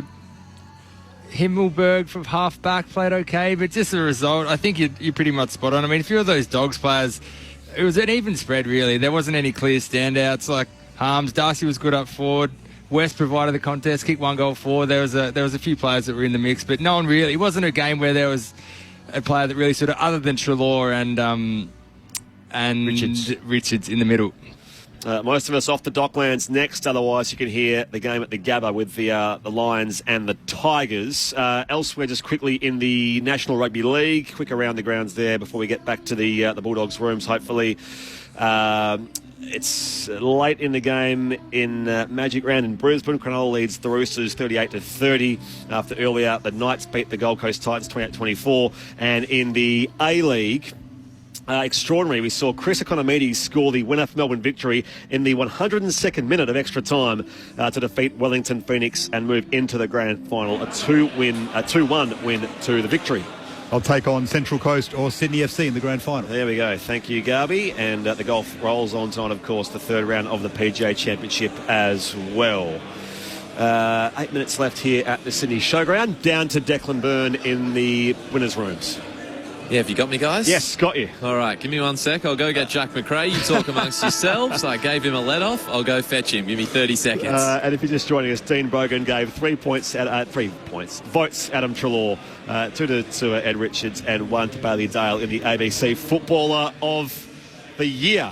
Next week, the Giants are away to Geelong Park. That's the Saturday twilight game in round 11, the second week of Sir Doug Nicholls' round. Or the Bulldogs host Sydney at Docklands. That's on Thursday night to start round. And that, as I say, this gives you greater context. Now 2 wins, so wins back-to-back for the Bulldogs, now 5-5, and they'll take on the Comps yardstick next week, the Swans, on their own deck, albeit a 5-day break. Declan, back down to you. Yeah, we've got Jack McRae here in the winners' rooms. A hard-fought win, but a big one on the road. How does it feel? No, it was a pretty hard-fought game. It was a bit of a slop in the grind, especially the first half. So, we haven't had a real good away win like that against quality opposition in a while. So, it was good to play, full fourth quarter. What did you want to achieve coming in, and what worked that got you that pretty significant victory? Obviously, especially against good teams, your contest and hunt's got to be really up, and they've got so many quality players. So, if we did that, especially in the conditions, it was always going to give us, win the territory battle. What about with the rain? Do you look forward to it, or are you a bit, I prefer the dry? Oh, it's nice playing at Marvel. Most weeks, you know what you're going to get. But, I don't mind it. It was pretty cold every time you went to the bench. You got cold again. So, it was, it helps when you win those kind of games. It's really, team lifting. Well, it's 2 wins in a row after that loss to Hawthorn. Obviously, the noise outside is always louder than the noise inside. But what did you do or address after that Hawks loss that has resulted in this upturn? Probably most weren't happy about, especially in the Fremantle game, is probably how we used the ball as well. It didn't help ourselves to win and take advantage of the territory battle. And as I just touched on, the contest and hunt and keeping it pretty simple. So that seems to work for us, and it's been a great response. And yourself, you missed the first few and you've come into the team and held your spot. Have you felt satisfied with the run of form that you've had? Yeah, it's been frustrating starting to get injured and then working my way back in. And it's first few weeks, it's tough to get match fitness and all that. So it's good to just keep building and build as a group as well. I'll head upstairs for a few questions from the rest of the team. Hey, Jack McRae, Dean Brogan here, mate. Congratulations on a wonderful performance tonight from you and the team. Talk to me about the game plan against the Giants. Was it just try and stop their run? Because it seemed like tonight you controlled the outside more than what they did. Tell us a bit about the pre-planning going into playing the Giants up here tonight. Yeah, obviously, as I touched on, they've got some pretty quality players, so limiting the influence of, Tom Green and Whitfield off the back goes a long way to, quelling their output for a team. So, as you touched on, a few of those tactics to, limit their output and maximise ours. Jack Dangarb here. I've got to ask you about the game of Adam Treloar. We know Tom Liberatore's a massive absence in your midfield. Adam Treloar had 35 disposals tonight, 23 of those contested. Ed Richards was excellent as well. Talk to us about those two players and the way in which they're lifting at the moment. No, they've been, he's been an absolute champion his whole career, and I think he's probably playing his career best footy this year. So, he's been huge for us, and without Libba, Ed's really lifted around the ball as well. And, working together well. Good to see, Harvey Gallagher go through there as well and, building the reps for a young player. Mate, you talked about the conditions earlier. Is that something that you guys expected coming into this game? Did you adjust for those conditions, or did you have a plan going into that? Yeah, it's something, you don't want to overdo the conditions, but, we've played quite a few games down at Ballarat, so we're used to playing in these kind of conditions if it's a bit wet and windy. So, you don't want to change the whole game plan, but, as I touched on, probably becomes a bit more a territory game rather than over handballing and kick mark game like at Marvel. On the rivalry itself, Jack, you've been there yourself across the past 10 plus years, the 2016 finals, 2019, all the storylines in amongst all of that, the so-called Great Western and these two sides. How has it felt by the players, this rivalry? It's probably not as feisty as what it used to be with a few players now moving on and finish up. But, it's been, as you touched on, I probably came in when I got drafted. Both clubs were very young and you grow up playing with all these boys and against them, and it kind of just grew from there. So, we got a lot of respect and really enjoy coming here and playing them. So, it's been a good journey, and it's always nice when you beat a quality team like them. You didn't play with him at the Dogs, but seeing Cal Ward go the wrong way and kick to his old jumper, 12 years in the making, did that surprise you? Yeah, he's. We joked about that he's probably forgot who he's playing for a second, and I think Westy was pretty happy, got on the end of it, so it worked out. Jake, there's been a bit of heat on the footy club and Luke Beveridge. You know, for most of the season, really. Do you feel it's been warranted? Do you feel like you've been underachieving a little bit as a group, or do you feel like you're building to something? Tell us a bit about that. Yeah, obviously, it's it was a few weeks there where it was pretty. You couldn't, open the phone without or check the newspaper without another article popping up. So, it's obviously we have a lot of high hopes internally, and that's all we can focus on, what we're doing internally, and the commentary is always going to be there, but as you touched on, we, especially after a couple of hard weeks, you wouldn't know it at the club, and really we're just focusing on the process and what we can control, and it's been, really impressive to see what we've built the last 2 weeks. And just lastly, back-to-back wins into the league's yardstick, the Swans next week at Docklands. Yeah, they were pretty impressive last night. Some of as you touched on, they've got some extremely quality players as well, so we'll enjoy this, and then hopefully we can, turn our attention, Monday next week, and it's going to be a massive game, and you're going to have to play absolute best footy to beat a team like that. Jack, great stuff. Thanks for your time. Thanks. Jack McRae in the Bulldogs rooms there with Declan Byrne and our team here at the Showground. 27-point winners in the end, the Bulldogs over the Giants. Up next, we'll take you off there shortly to, if you're listening through digital radio DAB+, you'll return to network programming around Australia, except in Perth, where you'll keep getting the footy. News radio listeners throughout New South Wales will also return to regular programs while the footy continues for the majority of us heading off to Europe. That's the Saints up against Walyalup. That's the Dockers. At Docklands next, you can hear that on the ABC Listen app on the main AFL button. Otherwise, you've got the Lions and the Tigers at the Gather with Quentin Hull and the team on the AFL Extra button. And, of course, 3 more games to come tomorrow to finish off round 10, the first week of Sir Doug Nicholls' round. Thanks, Dean Brogan. Hope you enjoyed your Sydney sojourn again. I did. Thanks for having me. 2 cracking games, although tonight wasn't the lofty standards last night, but it was still enjoyable. Great stuff. Thank you, Joel Patfull. Thanks, guys. Been great. Thanks to Daniel Garb. Thanks, Briggy. And to Declan Byrne, to Adam Jones in the studio, the cult figure, and to Joel Cassam, our tech here at the Showground. To you, most importantly, for your company, stay listening. Of course, the footy continues. So most of us off to either Docklands or, of course, the Gather on the AFL Extra button as well. But here it was the Bulldogs over the Giants by 27 points. That's where we wrap up things here in Sydney as your Sir Doug Nicholls round rolls on this Saturday night.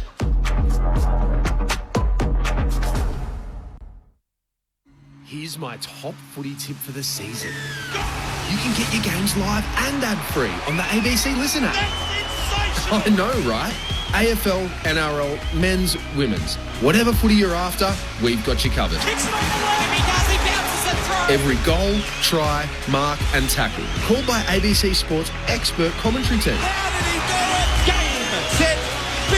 This season on the home of 100% pure footy, the ABC Listen app.